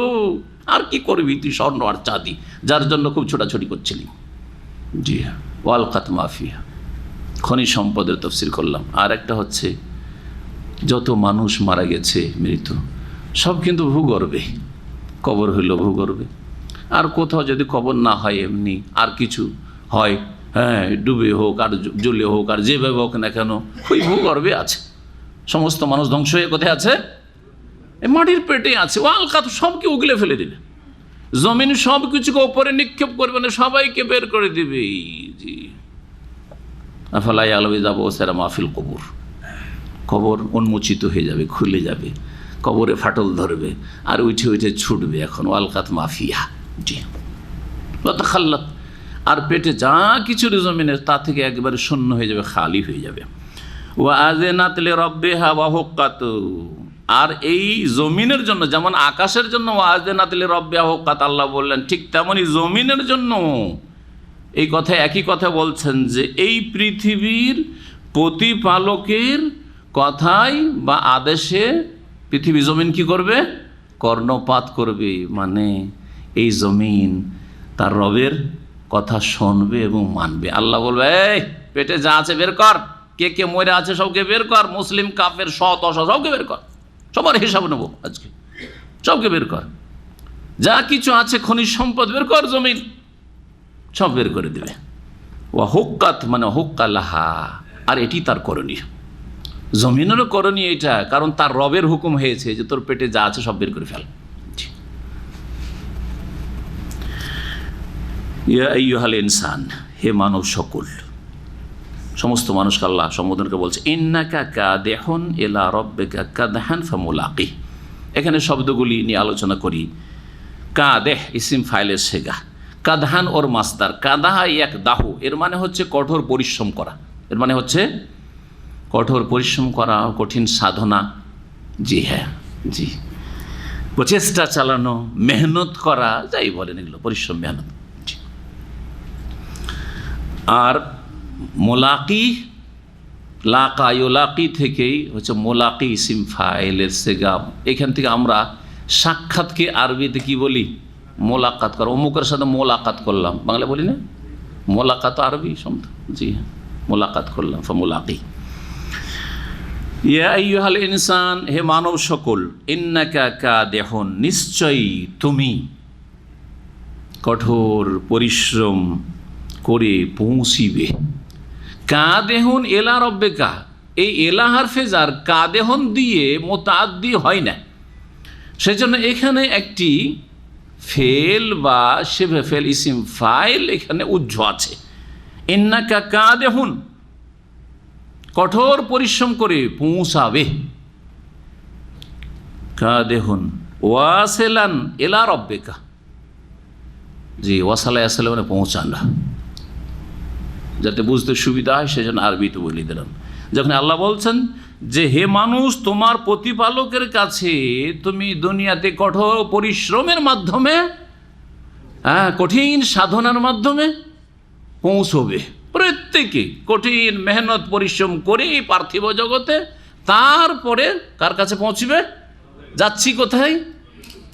আপনি যাই মনে করেন না কেন, বিশ্বাস করেন আর নাই করেন, আর আপনি যাচ্ছেন কোন দিকে? আপনি মনে করেন আরও উন্নতির দিকে যাচ্ছি, আরও খুব সুখের জীবনের দিকে যাচ্ছি, আরও খুব দাপটের দিকে যাচ্ছি, নেতৃত্বের দিকে যাচ্ছি, কিচ্ছু না। এলা রব্বিকা, রবের দিকে যাচ্ছে না, সব আল্লাহর কাছে যাচ্ছে। জি, আল্লাহর কাছ থেকে এসছি আমরা, আর আমাদের যাত্রা ওই দিকেই। কিন্তু মানেন আর না মানেন, আর বলেন আর না বলেন, আর বিশ্বাস করেন আর নাই করেন, কিন্তু এলা রব্বিকা, কঠিন পরিশ্রমের মাধ্যমে আমরা আল্লাহর দিকে যাচ্ছি। এলা রব্বিকা কাদহান, তাকিদ, কাদেহুন কাদহান, এই জন্য বললাম কঠোর পরিশ্রম। যখন কোনো একটা ফেলের এইরকম মাসদার দিয়ে তাকিদ আসে, তখন ওর কি হয়? অর্থের তাকিদ হয়। যেমন জারাবতো মানে একজনকে আমি মেরেছি, তাই না? জারাবতো আবদুল্লাহকে মেরেছি, জারাবতো আবদুল্লাহ দারবান মানে মারের মতো মেরেছি, বা কঠিন মার দিয়েছি। জি হ্যাঁ, মাফুলে মুতলাক এই অর্থ বহন করে।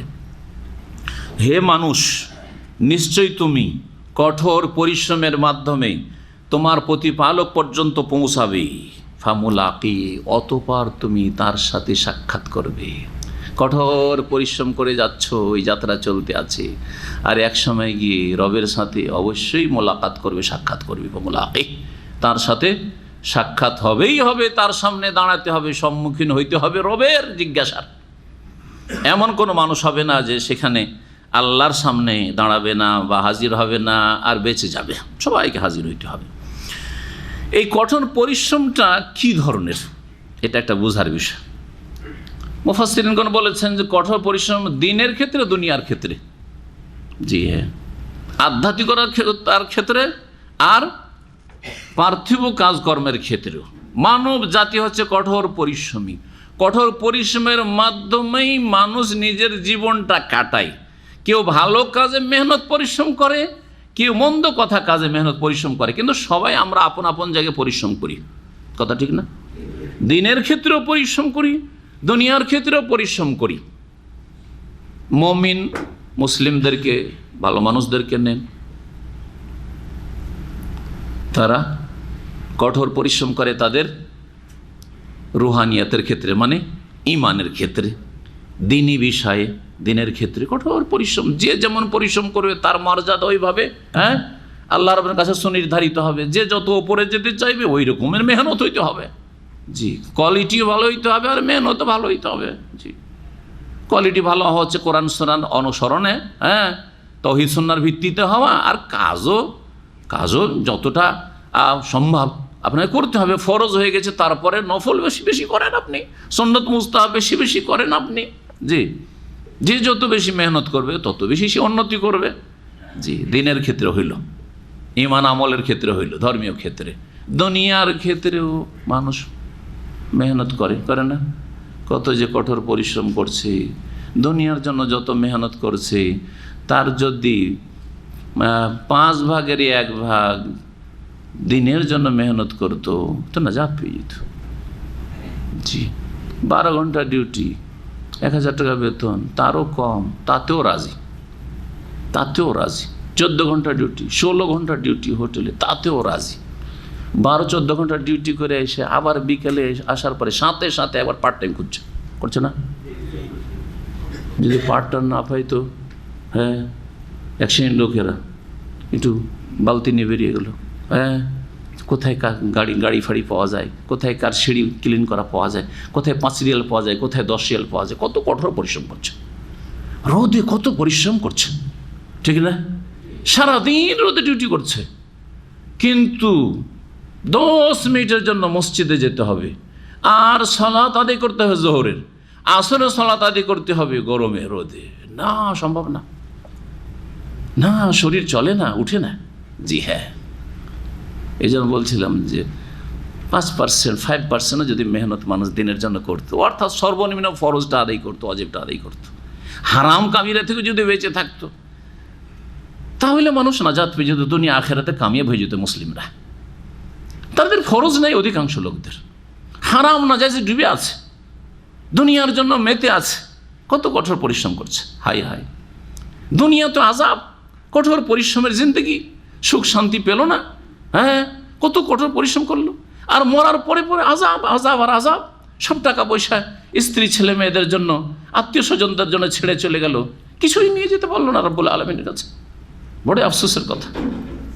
ইন্নাকা কাদেহুন, মানুষ তোমার স্বভাব হচ্ছে কঠোর পরিশ্রম করা, দুনিয়ার ক্ষেত্রে কঠোর পরিশ্রম করা, দিনের ক্ষেত্রে কঠোর পরিশ্রম করতে হবে। ভালো কাজে যদি পরিশ্রম করো তাহলে তুমি ভালো পাবে। আবার অসৎ লোকদের মেহনতটা এখনো বলা হয়নি। হ্যাঁ, অসৎ লোকেরাও মেহনত করছে, পরিশ্রম করছে, ইসলামকে উৎখাত করে দেওয়ার জন্য মেহনত করছে, শিরকের প্রচার প্রসারের জন্য। হ্যাঁ, ওলামায়ে সু বিদাতি মোল্লা কঠোর পরিশ্রম করছে, রাত জেগে জেগে মাহফিল করে বেড়াচ্ছে, আর সারা পৃথিবী ছোটাছুটি করছে, দেশ থেকে বিদেশে যাচ্ছে, আর হাজার হাজার লোককে গুমরাহ করছে। জি হ্যাঁ, যারা ফিতরাতের ওপর ছিল, ইসলামকে যদি প্রাকৃতিকভাবে ফিতরাতের ওপর বোঝানো যেত, তৌহিদ বোঝানো যেত, সুন্নাহ বোঝানো যেত, মোটা কথা মানুষ, হ্যাঁ জনগণ মোটা কথা বুঝে আমরা আল্লাহর বান্দা, সুতরাং বন্দেগী সমস্ত এবাদত বন্দেগী করবো আল্লাহ, এবং একজন রসুলকে আল্লাহ পাঠিয়েছেন, সেই রসুলের মাধ্যমে আল্লাহকে জানবো, আল্লাহকে চেনবো, এবং আল্লাহর ইবাদত কেমন করে করলে নাজাত পাবো। একজন রসুল শুধু আমাদেরকে দাতা, তার মাধ্যমে শুধু নেব, আর কোনো হুজুর কিবলা আমাদের নেই। মোটা কথা, সহজ কথা ইসলাম। এই সহজ কথা বুঝলো না, কোথায় কোথায় গেল, কোথায় কোথায় যে গুমরাহ হইল আল্লাহ ভালো জানে। জি হ্যাঁ, কঠোর পরিশ্রম করছে। আপনি হয়তো আধা ঘন্টা 1 ঘন্টা তাহাজ্জুদই পড়ছেন হয়তো, আর একজন সারা রাত বেদাতি জিকির করছে, হুক হা হুক হা হুক হা হা হুক করছে, করছে না করছে না, হু হু হু হু আল্লাহ হু করছে, ইল্লাল্লাহ ইল্লাল্লাহ করছে, জি 1.25 লাখের খতমে ইউনুস করছে, জাহান্নামে যাচ্ছে এইসব বেদাত করে। আউযুবিল্লাহ। কঠোর পরিশ্রম মানুষ করে, কেউ ভুল পথে করে, কেউ সহি পথে করে। ফামুলাকি, আল্লাহর সাথে মোলাকাত হবে, তখন বিচার হবে। কেউ তাওহীদ সুন্নাতের কথা প্রচার করে, মেহনত করছে, আর কেউ শিরক বিদআতের প্রচারে মেহনত করছে, মেহনত চলতে আছে। জি, কেউ ইসলামকে শক্তিশালী করার জন্য মেহনত করছে, কেউ ইসলামকে ধ্বংস করার জন্য মেহনত করছে। জি হ্যাঁ, নিজের ঘরে ইসলাম নেই। জি, নিজের ঘরে সমস্ত রকমের পাপ আছে, কিন্তু নেক কাজ, ভালো কাজ নেই। নিজের ছেলে মেয়েদেরকে সমস্ত কিছু দুনিয়া আসে, কঠোর পরিশ্রম করছে।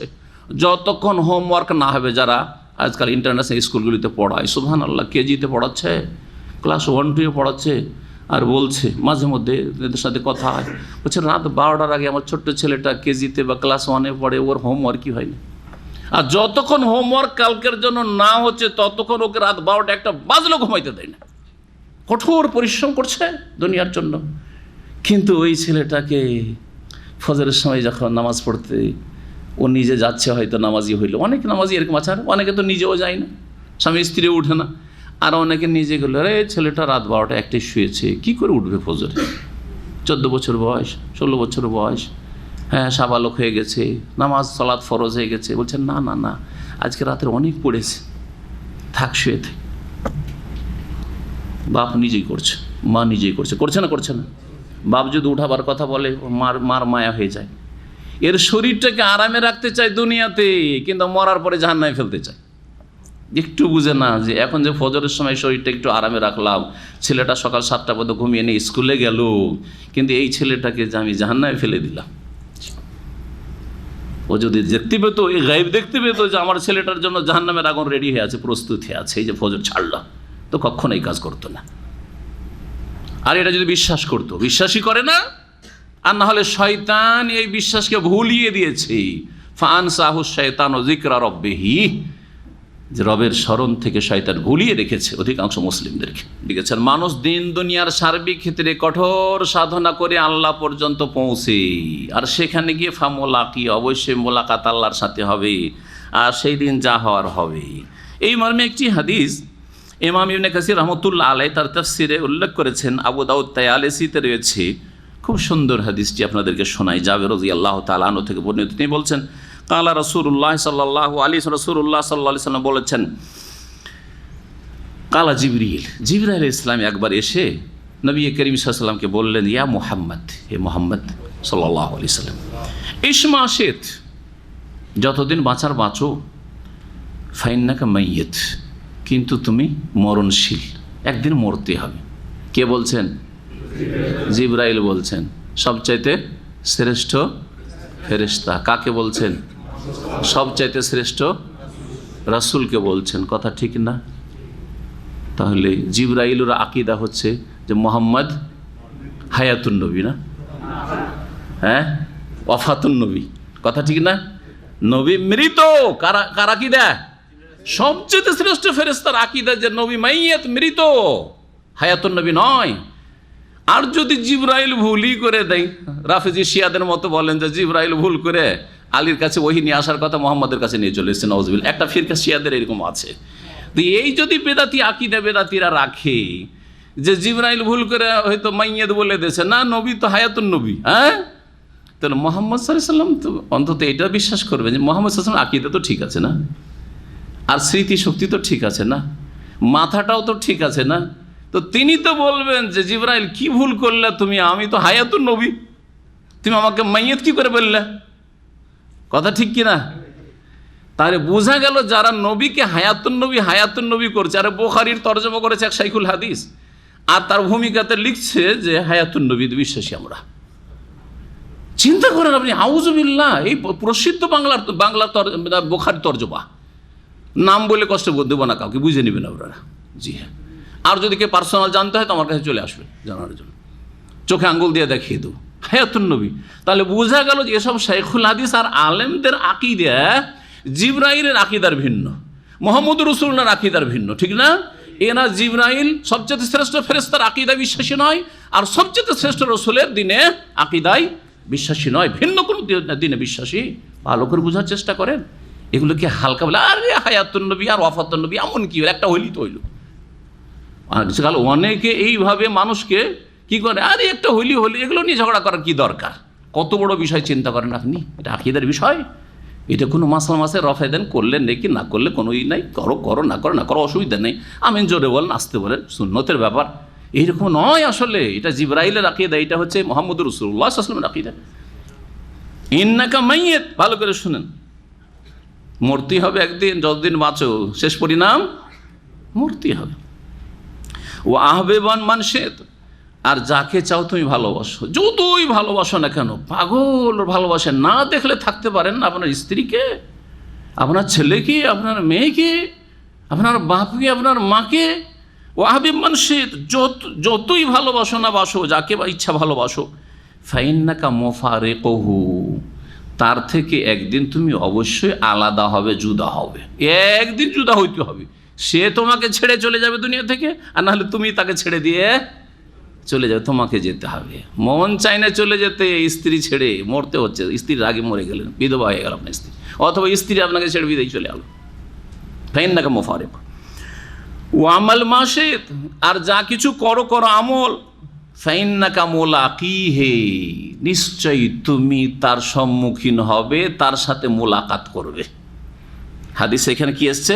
ফাইন্নাকা মুলাকিহি। আর আয়াত আমাদের কি এসছে? ইয়া আইয়ুহাল ইনসানু ইন্নাকা কাদিহুন ইলা রাব্বিকা কাদহান ফামুলাকি, আল্লাহর সাথে মোলাকাত হবেই হবে। জি, ফাম্মা মান উতিয়া কিতাবে ইয়ামিনিহি, আল্লাহর সাথে মোলাকাতের পরে কি হবে শোনেন, যে দুই ভাগে ভাগ হয়ে যাবে মানুষ, দুই দল। জি জি, আসহাবুস সাইর আর আসহাবুন নাইম। জি, হয় নিয়ামতওয়ালারা, আর না হইলে আগুনওয়ালারা, জাহান্নামওয়ালারা। জি, আল্লাহ বলছেন ফাম্মা মান উতিয়া কিতাবাহু বিয়ামিনিহি, দুই দলের এক দল এমন হবে যাদেরকে ডান হাতে কি দেওয়া হবে, তাদের আমলনামা কর্মলিপি দেওয়া হবে। ফাম্মা পক্ষান্তরে, ফাম্মা সাধারণত পক্ষান্তরে, অথবা কখনো কখনো অলঙ্কারের জন্য এই অর্থ হয়তো ওখানে প্রযোজ্য নয়। যেহেতু দুই ভাগে ভাগ করা হচ্ছে, তখন আম্মা দিয়ে বর্ণনা করা হচ্ছে। ফাম্মা মান উতিয়া কিতাবাহু বিয়ামিনিহি সুতরাং যার ডান হাতে তার আমলনামা দেওয়া হবে, ফাসাউফা ইউহাসাবু হিসাবান ইয়াসীরা, তাদের হিসাব সহজভাবে নেওয়া হবে। তাদের হিসাব সহজভাবে না হবে। ইয়াসির মানে সহজ, আর হাসাবা ইউহাসাব মানে হিসাব নেওয়া। হিসাব নেওয়া হবে সহজভাবে। ওয়ায়ানকালিবু ইলা আহলিহি মাসরুরা, এবং ফিরে আসবে নিজ পরিজনে, নিজ পরিবার পরিজনের কাছে। কোথায়? জান্নাতে। হিসাব সহজ হয়ে গেল, জান্নাতে ফিরে আসলো। জান্নাতে দেখছে যে আমি এসছি, আমার পরিবার, আমার স্ত্রীও মাশাআল্লাহ নেক জান্নাতি, আমার ছেলে মেয়েরাও নেক ছিল, ওরাও জান্নাতি, আমার বাপ মাও নেক ছিল জান্নাতি, ভাই বেরাদর সব খেয়ে নিও। আবার দুনিয়ার ওই জগৎ, ওর চাইতে কত কত গুণ উন্নত জগৎ, আর সবকে পেয়ে গেছে আবার একসাথে জান্নাতে, যদি জান্নাতি হয় তাহলে। আর যারা যারা জাহান্নামী চলে গেছে জাহান্নামে। জি, তো এইখানে আহাল মানে তাহলে জান্নাতি যারা পরিবারের দুনিয়ার সদস্য ছিল, দুনিয়ার পরিবারের সদস্য ছিল, কিন্তু তারাও জান্নাতি হয়েছে, ওদের কাছে জান্নাতে ফিরে আসবে নিজের আমল নামা নিয়ে, আনন্দের সাথে ফিরে আসবে। মাসরুরান, আনন্দিত হয়ে, প্রফুল্লিত হয়ে। জি হ্যাঁ। ওয়ায়ানকালিবু ইলা আহলি, নিজের পরিবারে ফিরে আস মাসরুরান, বড় আনন্দের সাথে, খুশির সাথে। এটা একটা তাফসির। আর একটা তাফসির হচ্ছে এখানে আহাল বলতে দুনিয়ার আহাল নয়, দুনিয়ার পরিবার পরিজন নয় যারা জান্নাতে গেছে, বরং এখানে আহাল বলতে জান্নাতে যে নিয়ামতের আহালগুলি রয়েছে, হুরে ইন এবং গেলমান। গেলমানের কথা, গেলমান গোলামের ও বচন, যারা সেবক সেবিকা হবে। আল্লাহ রাব্বুল আলামিন বলেছেন গেলমানুল্লাম কান্নাহুম লুন। গেলমানের কথা কোনো জায়গায় গেলমান শব্দ দিয়ে এসছে, কোনো জায়গায় এসছে উইলদানু মুখাল্লাদুন বিআকওয়াবি ওয়া বারিক। চারিদিকে শুধু ঘুর ঘুর করবে আর ঘুরবে, বলতে হবে না যে এটা নিয়ে এসো, এটা নিয়ে এসো, কী লাগবে আগে থেকেই রেডি হয়ে আছে। জি হ্যাঁ, তো এদেরকে বোঝানো হয়েছে জান্নাতের খাদেম এবং জান্নাতের সঙ্গী সঙ্গিনী, ওদের কথা এখানে বোঝানো হয়েছে। ওয়ানকালিবু ইলা, বড়ই আনন্দের সাথে ফিরে আসবে জান্নাতে, জান্নাতীরা। এই সহজ হিসাবটা কি এটা বুঝতে হবে, তাই না? সহজ হিসাব মানে কি বুঝেন? হাদিসের কথা তো, কে বুঝে সহজ হিসাব? আল্লাহ সহজ হিসাব নেবেন কাদের? যারা জান্নাতি তাদের। এই সহজ হিসাব বলতে কি বোঝানো হয়েছে? স্বীকারোক্তি নেওয়া। আর হাদিসের শব্দটা এসছে আরজ, মানে আল্লাহর সামনে কি করা হবে? পেশ করা হবে, আমল নামা পেশ করা হবে ওকে। আর আরেকটা পেশ করা হচ্ছে আল্লাহর সামনে আপনাকে পেশ করা হবে, মানে হাজিরা দিতে হবে, হাজিরা আল্লাহর সামনে দিতে হবে। জি, ইয়ারিযু নাফসাহু, আল্লাহর সামনে ওকে পেশ করা হবে এবং আল্লাহ রাব্বুল প্রত্যেককে একা একা জিজ্ঞেস করবেন। জান্নাতে কিছু গুনাহ করেছে, আমেলতা কাজা ফি ওমে কাজা, অমুক তারিখে অমুক সময় এই কাজগুলি করেছো, অমুক যাই করেছো। একটা হাদিস রয়েছে, সেই হাদিস, বান্দা জান্নাতি কিন্তু কিছু গুনাহ ভুল ভ্রান্তি হয়েছে। জি হ্যাঁ, তার নেকি অনেক রয়েছে, তওবা করেছে, আমলনামা কিছু গুনাহ আছে। আল্লাহ বলবেন যে এগুলো করেছো, এগুলো করেছো, ভয় এত ভীত হবে, ভাববে যে আমার সর্বনাশ হয়ে গেছে, আর বাঁচবো না, জাহান্নামে যেতে হবে। যখন খুব ভয়ে ভীত থাকবে তখন আল্লাহ বলবেন তাকে সান্ত্বনা দিয়ে যে শোনো, দুনিয়াতে কিন্তু তোমাকে লজ্জিত করিনি, তোমাকে অপদস্থ করিনি, মানুষকে জানতে দিইনি যে তুমি এইরকম পাপ করতে। লুকিয়ে লুকিয়ে মোবাইলে ওই মহিলার ছবি দেখতে, লুকিয়ে লুকিয়ে ইন্টারনেটে তুমি ফিল্ম দেখতে, হ্যাঁ, এইসব জানতে দিইনি কাউকে যে তুমি এত এইসব খারাপ কাজ করেছো। অনেক তোমার মান ইজ্জত ঢেকে রেখেছি দুনিয়াতে। সাতার তো আলাইকা ফিদ দুনিয়া, দুনিয়াতে আমি ঢেকে রেখেছিলাম তোমার মান ইজ্জত, আর আজকে তোমার এই গুনাহগুলি মাফ করে দিলাম। জি, কিন্তু এটা কার হবে? আমার আপনার সকলের নিশ্চয়তা আছে যার নেক আমল অনেক বেশি। ইন্নাল হাসানাত ইউযহিবুনা সাইয়্যাত, কোরআনে কারিমে আল্লাহর ঘোষণা। নিশ্চয়ই নেকিগুলি গুনাহগুলিকে কি করে দেয়? মিটিয়ে দেয়, মুছে দেয়। অনেক নেকি যখন হবে তাহলে অনেক নেকির পরিমাণ অনেক বাড়াইতে হবে, যে নেক কাজ অনেক বাড়াইতে হবে। তারপরে ইচ্ছা করে আমরা ভুল করবো না, ইচ্ছাকৃত কিছু ভুল হয়ে যাচ্ছে, যখনই মনে হবে যে আমি তো ভুল করে ফেললাম, তওবা ইস্তেগফার করবেন যথাসাধ্য। অনেক সময় তওবা ইস্তেগফার ভুলে গাফেল হয়ে থেকে গেলে তওবা করাই হইল না, হ্যাঁ, ওগুলো তখন আল্লাহ বলবে এই কাজগুলি করেছো, কিন্তু আল্লাহ মাফ করে দিবেন, কারণ নেকি আপনার অনেক বেশি আছে। আল্লাহ যেন তাদের দল আমাদেরকে শামিল করেন যাদের সহজ হিসাব নেওয়া হবে। জি হ্যাঁ, এই মর্মে একটি হাদিস রয়েছে, শোনাই আপনাদেরকে। হাদিস বুখারী মুসলিমে রয়েছে। মা আয়েশা রাদিয়াল্লাহু তাআলা আনহা থেকে বর্ণিত, তিনি বলছেন কালা রাসূলুল্লাহ সাল্লাল্লাহু আলাইহি ওয়াসাল্লাম, রাসূল বললেন মান নুকিশাল হিসাব উযযিবা, যার হিসাবে জেরা করা হবে তাকে অবশ্যই আযাব দেওয়া হবে। হিসাবে যদি আল্লাহ জেরা করেন, কেন এটা করলে, কেন, এই কেনটা হচ্ছে জেরা করা, কেন করেছো তুমি যদি এভাবে জিজ্ঞেস করেন, তাহলে উযযিবা অবশ্যই জাহান্নামের আযাবে যাবে, আযাব দেওয়া হবে। ফাকুলতু, তখন মা আয়েশা বলছেন আফালাইসা কাল আল্লাহ তাআলা, আল্লাহ কি কোরআনে কারীমের এই সূরা ইনশিকাকে বলেন নাই ফাসাউফা ইউহাসাবু হিসাবান ইয়াসীরা, আল্লাহ সহজ হিসাব নেবেন। আবার আপনি বলছেন যদি কারো হিসাবে জেরা করা হয় তাহলে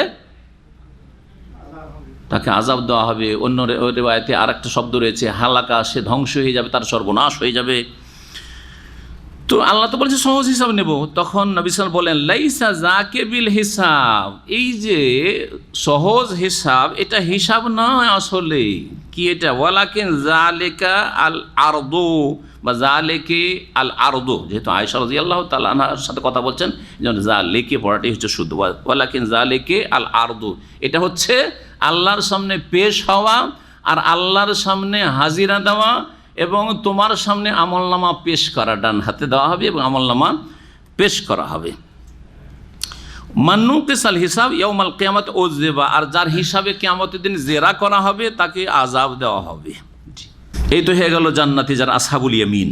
জি হ্যাঁ, আসহাবুল ইয়ামিনকে দুই ভাগে ভাগ করা যেতে পারে, মানে ডান হাতে আমলনামা পাবে একদল আসহাবুল ইয়ামিন, সূরা ওয়াকিয়াতে 3 ভাগ করা হয়েছে।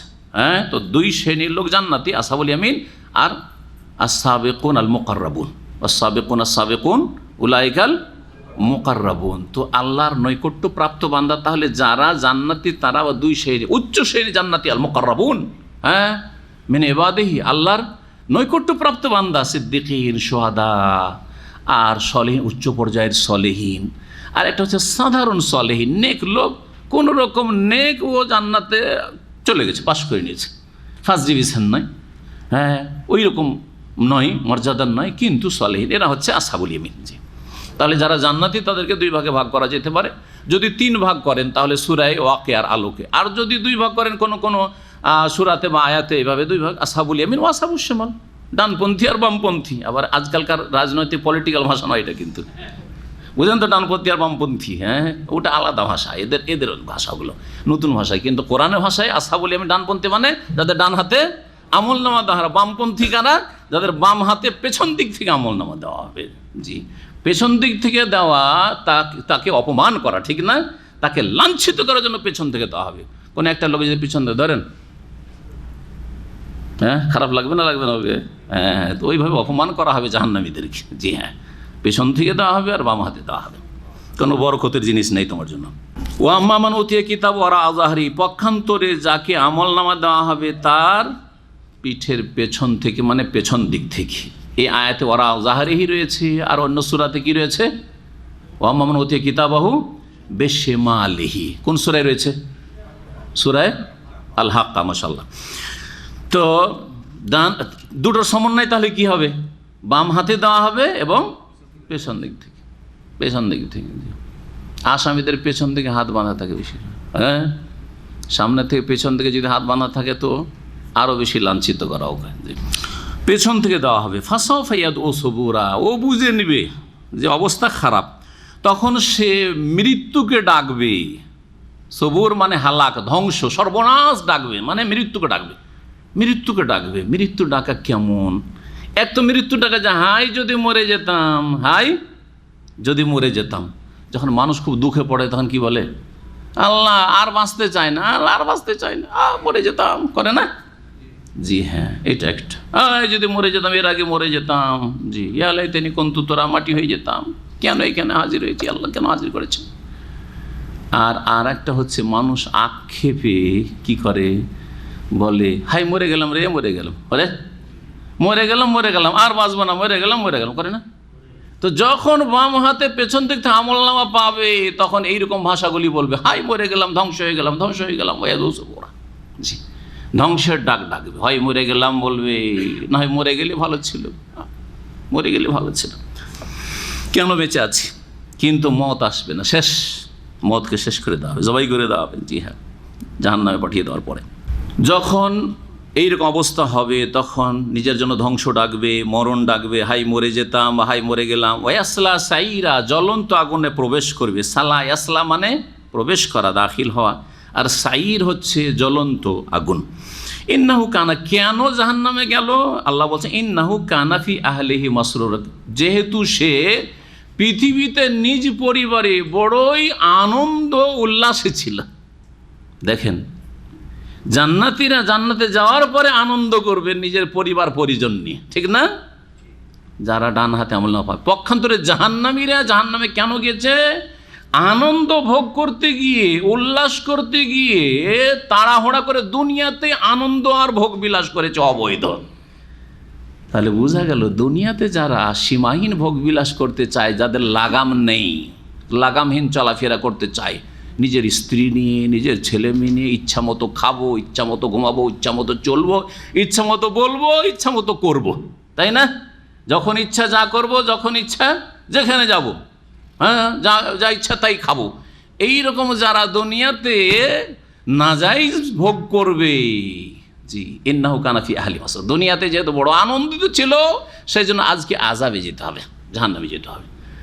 আর দুনিয়াতে যাদের জন্য সামনে বাধা নিষেধ ছিল, এটা জায়েজ, এটা জায়েজ নয় ভাই, করবো না।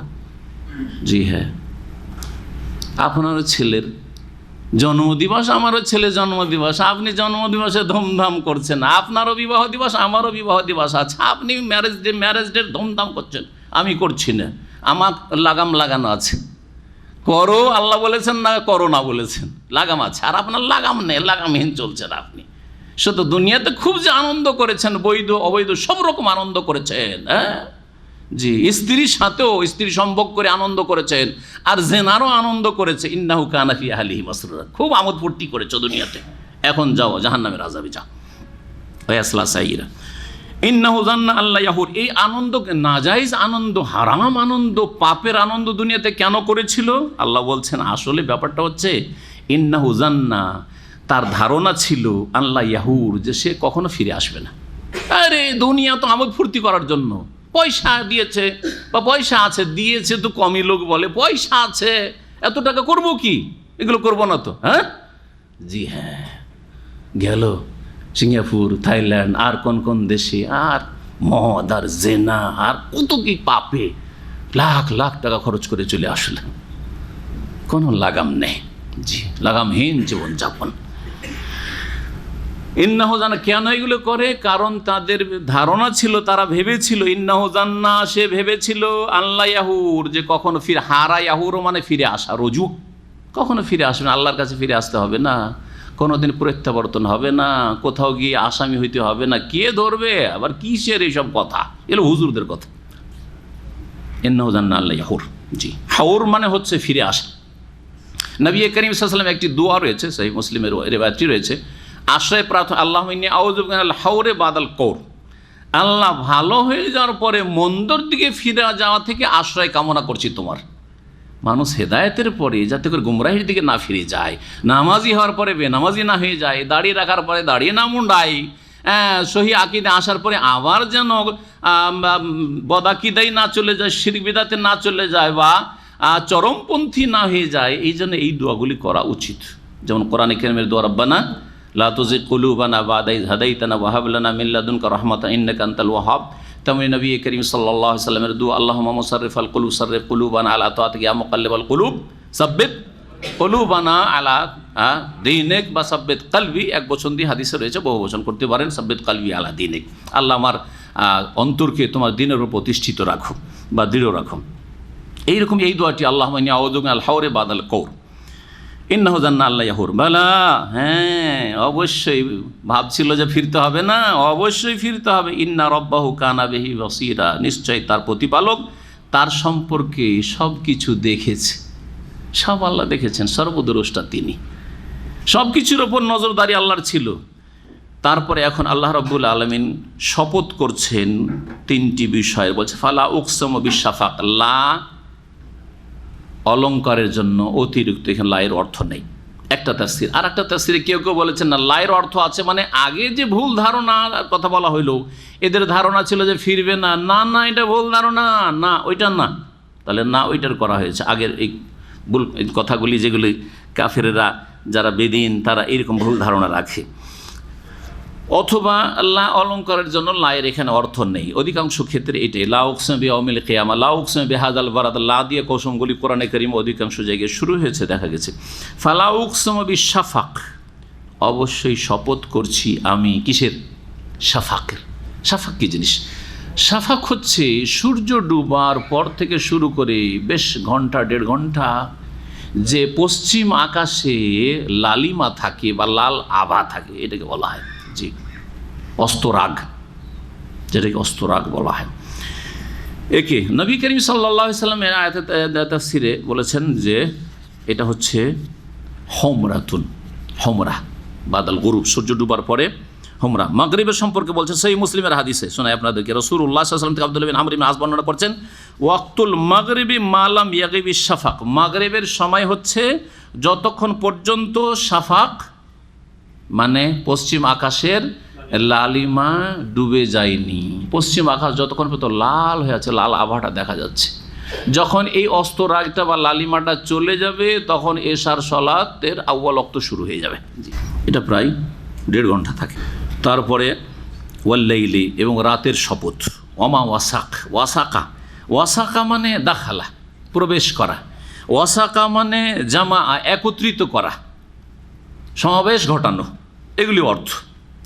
তো কি অর্থ হবে তাহলে? আর রাতের শপথ করছি, ওয়ামা ওয়াসাক, আর যা কিছু রাতে সমাবেশ ঘটে, রাতেরও শপথ, এবং রাতে যত কিছুর সমাবেশ ঘটে সব কিছুর শপথ করছি। রাতে এমন এমন কিছু আসে বা এমন কিছু সমাবেশ ঘটে যেটা দিনে হয় না। নিরাপত্তার অভাব, সেটা দিনে অত থাকে না যত রাতে থাকে, ঠিক না? তাহলে রাতে নিরাপত্তাহীনতা, ভয় লাগছে, ভয়ভীতি। রাতে সন্ধ্যা হইলে জিন শয়তান ছুটাছুটি করে, জি হ্যাঁ, মামাসাক, সমাবেশ ঘটে, চারিদিকে ছোটাছুটি করে।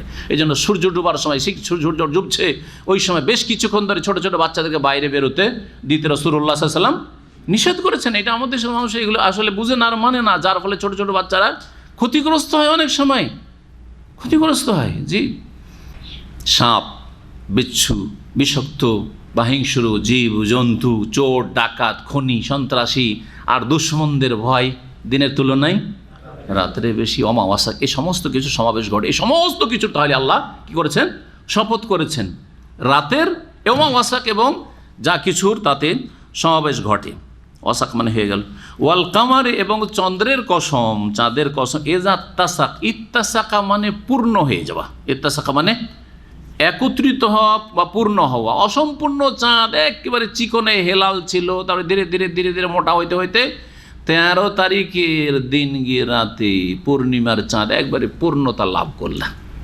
আর তারপরে সেটা আরও 2-3 দিন পূর্ণ মোটামুটি থাকলো, 16 তারিখ 17 তারিখ পর্যন্ত। এটাকে বোঝানো হয়েছে অল কামারে ইজাত তাসাক বলি। আর চাঁদের কসম যখন সেটা পূর্ণতা লাভ করে, এই কসম করার পরে মাকসাম আলী কি বস্তুর ওপর কসম করেছেন? এটা হচ্ছে এই বাক্যটি কোরআনে কারীমের আয়াত নম্বর 19, লাতারকাবুন্না তাবাকান আন তাবাক, রাকেবা ইয়ার কাবু সামে আসমাউতি। এর মানে হচ্ছে আরোহণ করা, সওয়ার হওয়া, কোনো কিছুতে সওয়ার হওয়া বা আরোহণ করা। আর তাবাক মানে হচ্ছে স্তর বা পর্যায়, স্তর বা পর্যায়। এই তাবাক শব্দটি আমরা নিজের বাংলাতে বলি, আমরা আগে শুনতাম আমাদের মুরব্বীদের কাছে 7 তাবাক আসমান, শুনেছেন না?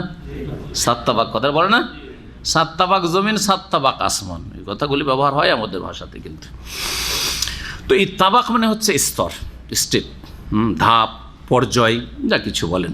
আল্লাহ রাব্বুল এখানে কি বলতে চেয়েছেন? কসম করে লা তারকাবুন্না, হে মানব সকল, অবশ্যই অবশ্যই, শাব্দিক অর্থ দিয়ে অর্থ করি, অনেকে ভাব অর্থ করেছে। অবশ্যই অবশ্যই তোমরা কি করবে? আরোহণ করবে, তাবাকান আন তাবাক, এক স্তর থেকে আরেক স্তরে, এক পর্যায় থেকে আরেক পর্যায়ে, দিন দুনিয়ার ক্ষেত্রে বা ইহকাল পরকালে।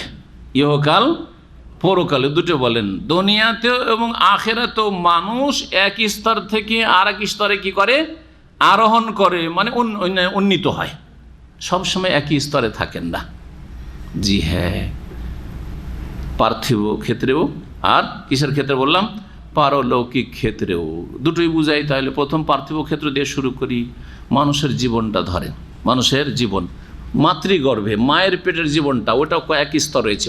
ওয়াকাদ খালাকাকুম আতওয়ারা, আল্লাহ বলছেন ওখানে আতওয়ার। এই আয়াতের তাফসীর হচ্ছে ওয়াকাদ খালাকাকুম আতওয়ারা, সূরা নূহের। আল্লাহ তোমাদেরকে স্তরে স্তরে সৃষ্টি করেছেন। একবারে 3.5 হাতের একবারে শক্তিশালী মানুষ, আর এইরকম কথা বলছি সৃষ্টি করেননি, তাই না? সুবহানাল্লাহ, কত স্তর পার করে এখানে এসেছেন আর এসছি। জি হ্যাঁ, এগুলোকে বোঝানো হয়েছে তাবাকানান তাবাক বা আতওয়ারা দিয়ে বোঝানো হয়েছে ওই আয়াতে। সেটা কি? মায়ের পেটে প্রথম নুতফা, শুক্রবিন্দু, জি, বীর্য 1 ফোঁটা, আর তারপরে আলাকা, জমাট বাঁধা রক্ত, এখন রক্ত একটু জমাট বাঁধলো, জি হ্যাঁ। তারপরে মুজগাতুন, গোশতের পিণ্ড, একটা টুকরো, একটা গোশতের টুকরো হয়েছে, জি। তারপরে তখন সওয়ারাকুম ফাহসানা সুওয়ারাকুম, একটা ছবি অঙ্কন, একবারে মাথা, হাত, পা, হ্যাঁ, কোন দিকে কি, আস্তে আস্তে ওটা বৃদ্ধি পাচ্ছে আর সব কিছু স্পষ্ট হচ্ছে, ছেলে সন্তান না মেয়ে সন্তান, হ্যাঁ, জি হ্যাঁ, জি। আর তারপরে তখন ওজন বাড়লো, মোটামুটি 2.5-3 কিলো হলো, যা কিছু হোক। তারপরে দুনিয়াতে আসলো, আসার পরে দেখেন বাল্য জীবনটা কয়েক স্তর আছে। বাল্য জীবন এমন একটা সময় ছিল যে সময় খিদা লাগলে কান্না ছাড়া আর কোনো ভাষাই ছিল না, তাই না? কোনো ভাষাই ছিল না।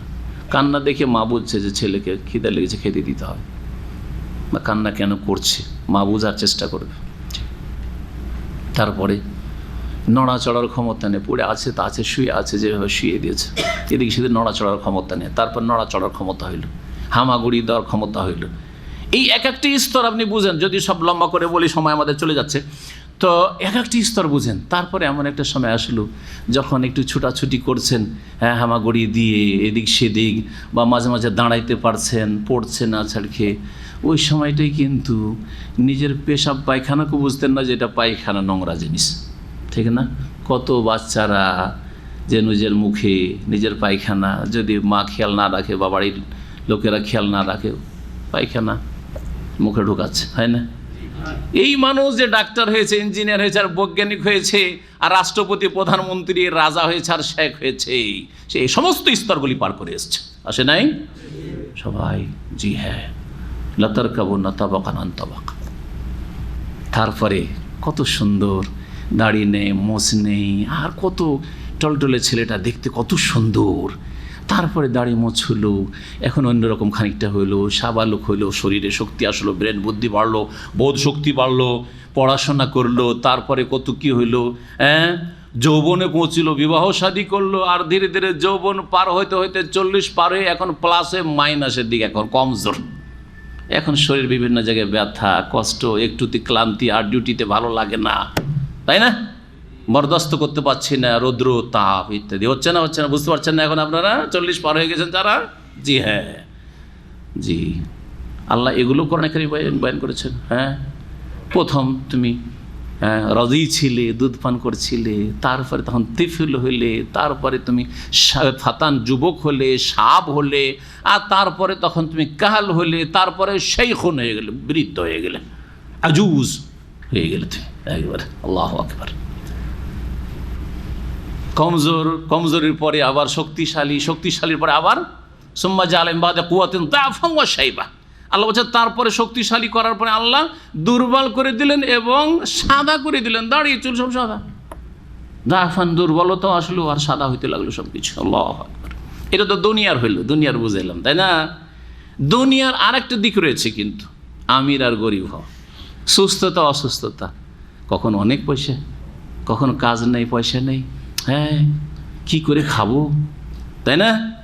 বা আগেই হয়তো কিছু ছিল না, অনেক কিছু হয়েছে, কিছুই ছিল না, আপনার বাপের একটা পয়সা পাননি, আপনি খালি হাতে ছিলেন, কোথায় আল্লাহ পৌঁছে দিয়েছেন আপনাকে, বলেন আলহামদুলিল্লাহ। হ্যাঁ, একেবারে জাহেল ছিলেন, কিচ্ছু জানতেন, আলহামদুলিল্লাহ। দিন সম্পর্কে বা দুনিয়া সম্পর্কে যথেষ্ট জানছেন, আলহামদুলিল্লাহ। কোথায় কোন স্তর থেকে কোন স্তরে পৌঁছেছেন আপনি। আর তারপরে কখনো সুস্থ, কখনো অসুস্থ, অসুস্থ ছিলেন, আলহামদুলিল্লাহ এখন সুস্থ আছি, অনেক দিন সুস্থ থেকেছি, এখন আর সুস্থ না, আর শরীর চলেন না, অসুস্থ, জি। এগুলো হচ্ছে বিভিন্ন স্তর, তাবাকান আন তাবাক। এগুলো দুনিয়ার ক্ষেত্রে হইল। আখিরাতে ওই রকম রয়েছে, পারলৌকিক জীবনে তাবাকান আন তাবাক। মুফাসসিরিনগণ বলেছেন যে কবর থেকে উঠানো, তারপর আল্লাহর সামনে কিয়াম, ইয়াউমা ইয়াকুমুন নাস রাব্বিল আলামিন, আল্লাহর সামনে হাজিরা, তারপরে হিসাব শুরু হলো, তারপরে যতগুলি স্তর রয়েছে, হ্যাঁ, সেরাত, পুল, যেটাকে আমাদের দেশের মানুষরা কি বলে, পুল সেরাত বলে ফার্সি ভাষায়। পুল মানে সেরাত, আর সেরাত, সেরাত হচ্ছে আরবি আর পুল হচ্ছে ফার্সি, দুটো মিলিয়ে ওই শবে কাদারের রাত, শবে কাদারের রাত, সব মানে রাত, আর রাত মানে রাত, তো ডবল রাত হয়ে গেল না। লাইলাতুল কাদারের রাত আমাদের দেশের লোকের বলে, লাইলাতুল মানে রাত, আর রাত মানে রাত, লাইলাতুল কাদারের রাত আবার, হ্যাঁ, লাইলাতুল কাদার বলে না, আর না হয় কদরের রাত বলে। বিভিন্ন স্তর পার করে তখন হয় জান্নাতে, হয় না হয় জাহান্নামে। জান্নাত জাহান্নামে যাওয়ার জন্য কতগুলি স্তর রয়েছে, তাবাকানান তাবাক, লাতারকাবুন্না, ওগুলোতে আরোহণ করতে হবে, সবগুলি পার করে তোমাকে পৌঁছিতে হবে। জি, দিন দুনিয়ার, জি হ্যাঁ, উত্থান পতন, বিভিন্ন স্তরগুলির কথা আল্লাহ এখানে বর্ণনা করেছে। ফামা লাহুম লা ইউমিনুন, এগুলো তো সব আল্লাহ করেছেন, সুতরাং তাদের কি রোগ হয়ে গেছে, ফামা লাহুম কি হয়ে গেছে, তাদের লা ইউমিনুন, বিশ্বাস করে না তারা। ওয়াইদা করিয়া আলাইহিমুল কোরআন, এবং তাদের সামনে যখন কোরআন পাঠ করা হয়, লা ইয়াসজুদুন, তখন তারা সিজদায় অবনত হয় না।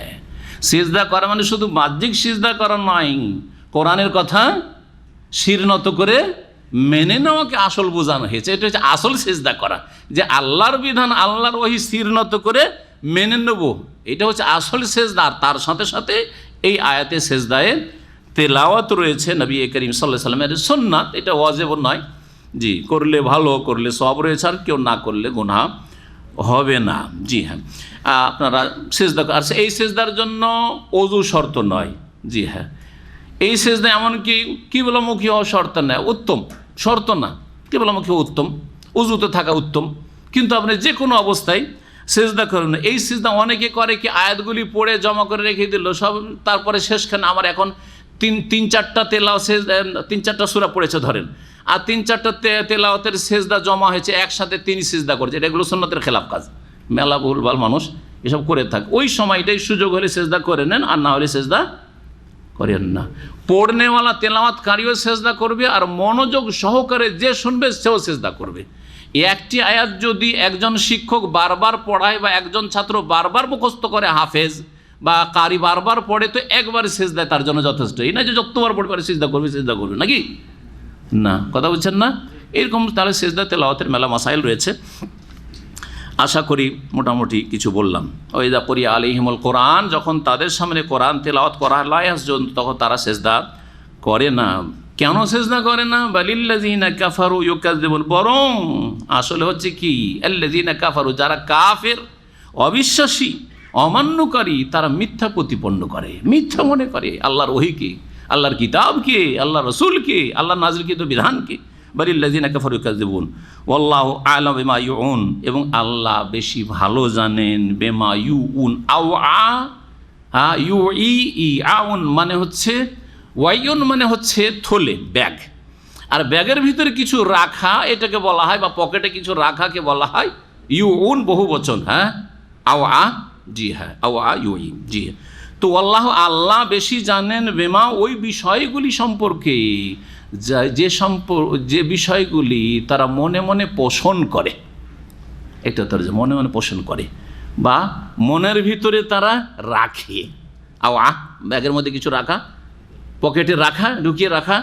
তো আল্লাহ বেশি জানেন মানুষ যা মনে বা ভিতরে লুকায়িত রাখে। এই জন্য কেউ কেউ লুকায়িত দিয়ে অর্থ করেছেন, কেউ মনে মনে পোষণ করা, হয়তো ফুটে বলে না বা বাস্তবে কাজে করে না, কিন্তু মনের ভিতরে এখানে আছে, এটা আল্লাহ জানছেন। কিন্তু কে কি অন্তর নিয়ে আছেন, কে কি অন্তর নিয়ে চলাফেরা করছেন, কে সৎ নিয়ত নিয়ে, কে বদ নিয়ত নিয়ে আপনার সাথে দেখা করছে, আমরা কিচ্ছু বুঝি না। কিন্তু আল্লাহু আ'লামু বিমা ইউউন, ভিতরে কি আছে। রাতে দুইজন উঠেছে, একজন তাহাজ্জুদ পড়তে উঠেছে, একজন চুরি করতে উঠেছে, আমরা জানতে পারছি নাকি? যতক্ষণ বাস্তবে না করবে বুঝতে পারবো না। তাহাজ্জুদ পড়তে গেল তখন বুঝতে পারলে যে তাহাজ্জুদ গুজার, আর যখন চুরি করতে ঢুকলো আর ধরা খেলো তখন বলে এই চোর, তাই না? আর বাকি রাতের অন্ধকারে উঠেছে, হতে পারে এই চোরকে আমরা ভাবতে পারি যে তাহাজ্জুদ পড়তে উঠেছে, আর যে তাহাজ্জুদ পড়তে বেচারে উঠেছে ওকে চোর চোর চোর চোর করে মেরে দিচ্ছে অনেক। হ্যাঁ, গণপিটুনি শুরু করে দিয়েছে মূর্খরা। জি হ্যাঁ, কিন্তু আল্লাহ সব জানছেন যে ভিতরে কি গোপন রেখেছে। আল্লাহু আ'লামু বিমা ইউউন হয়ে গেল। ফাবাশশিরহুম, সুতরাং এই কাফেরদেরকে বা কাফেরদের যারা অনসারী, পরকাল সম্পর্কে কোনো চিন্তা নেই, অথচ জন্মসূত্রে শুধু মুসলিম, তাদেরকে সুসংবাদ শুনিয়ে দাও বেআযাবিন আলীম, মর্মান্তিক বা যন্ত্রণাদায়ক শাস্তির। আলিম আলাম থেকে, আলাম মানে কি? আরব দেশে থেকে কিন্তু এগুলো বুঝতে শিখেছেন। আলাম ডাক্তারের কাছে গেলে তো এটা শিখতে হবে। আপনি কোরআন শিখেন আর নাই শিখেন অর্থ, হ্যাঁ, আর হাদিস শিখেন আর নাই শিখেন, কিন্তু ডাক্তারের কাছে গেছেন আর ডাক্তার হচ্ছে আরাবিয়ান, গিয়ে বলছেন এখানে প্রচণ্ড ব্যথা, কি বলবেন? হ্যাঁ, হাজাফি আলাম, ওই আলাম থেকে আলিমুন, আলাম থেকে আলিমুন। যেমন কাতল থেকে কাতিলুন, কাতল থেকে কাতিলুন, রাহেমা ইয়ারহামো থেকে রহিমুন, ওই রকমই হচ্ছে আলিমুন। জি হ্যাঁ, আলিম যন্ত্রণাদায়কের জন্য, আল্লাম মানে যন্ত্রণা, হ্যাঁ, আর আলিমুন মানে হচ্ছে যন্ত্রণাদায়ক বা মর্মান্তিক, যাই বলেন, জি, বেদনাদায়ক, যে কোনো একটা অর্থ বলতে পারেন। তাদের জন্য তাদেরকে সুসংবাদ শুনিয়ে দাও কিসের? যন্ত্রণাদায়ক শাস্তির। ইল্লাল্লাযীনা আমানু, তবে যারা ঈমানদার, ঈমান তাওহীদ ভিত্তিক ঈমান, সুন্নাহ ভিত্তিক ঈমান, শিরক মুক্ত ঈমান, নেফাক কপটতা মুক্ত ঈমান, ঈমান যাকে ঈমান বলে, জি হ্যাঁ। আর যেই ঈমান, যেই বিশ্বাস মানুষকে কর্মতৎপর মেহনতি হইতে উদ্বুদ্ধ করে। আপনি ঈমান ঈমান ঈমান করছেন, ইসলাম ইসলাম করছেন, আর ইসলামের কিছু পালন করেন না, কিসের ঈমান? আবার ঈমান যদি বিশ্বাস থাকে তো বিশ্বাস অনুযায়ী কাজ হবে, ঠিক না? আজকে আমি বলবো যে আগামী সপ্তাহ শুক্রবার ছুটি, যদি বিশ্বাস থাকে অবশ্যই আসবেন না, ঠিক না? এক টাকা খুঁজে পাওয়া যাবে না, কারণ জানছেন যে ইসলামী সেন্টার বন্ধ থাকবে। এটা হচ্ছে বিশ্বাস। দুনিয়ার বিশ্বাসের ভিত্তিতে সব কাজ আমরা করি, কিন্তু ধর্মীয় বিশ্বাসের শুধু দাবিদার অধিকাংশ লোক, ঈমান অনুযায়ী কোনো আমল দেখতে পাওয়া যায় না। বিশ্বাস যে হাসর মাঠে প্রথম হিসাব হবে কিসের? নামাজের। যে কোনো মুসলিমকে জিজ্ঞাসা করেন বলবে, মুখে বলবে, কিন্তু নামাজ 95% শতকরা পড়ে না। কথা বুঝছেন? কিসের ঈমান এটা? কিসের ঈমান? শোনা ঈমান এটা, যে শুনেছি নাকি প্রথম, আমার বিশ্বাস নেই, এটাই না বোঝায়? কি বোঝায়? এটাই বোঝায় যে লোকের মুখে শুনেছি যে প্রথম নাকি হাসর মাঠে সালাতের হিসাব হবে, বাকি আমার বিশ্বাস নেই, ওই জন্য আমি ফজরে যাই না। এটাই না অবস্থা? এ হচ্ছে মুসলিম জাতির অবস্থা আজকে। ফাবাশশিরহুম বিআযাবিন ইল্লাল্লাযীনা আমানু, হ্যাঁ, যারা ঈমানদার, যারা ঈমান নিয়ে এসেছে সত্যিকার অর্থে, ওয়া আমিলুস সলিহাত, এবং ঈমানের দাবিদার হইলে হবে না, ভালো কাজগুলি করেছে। সলেহুন এক বচন, সলেহাত হচ্ছে যা মুয়ান্নাস সালেম বহু বচন।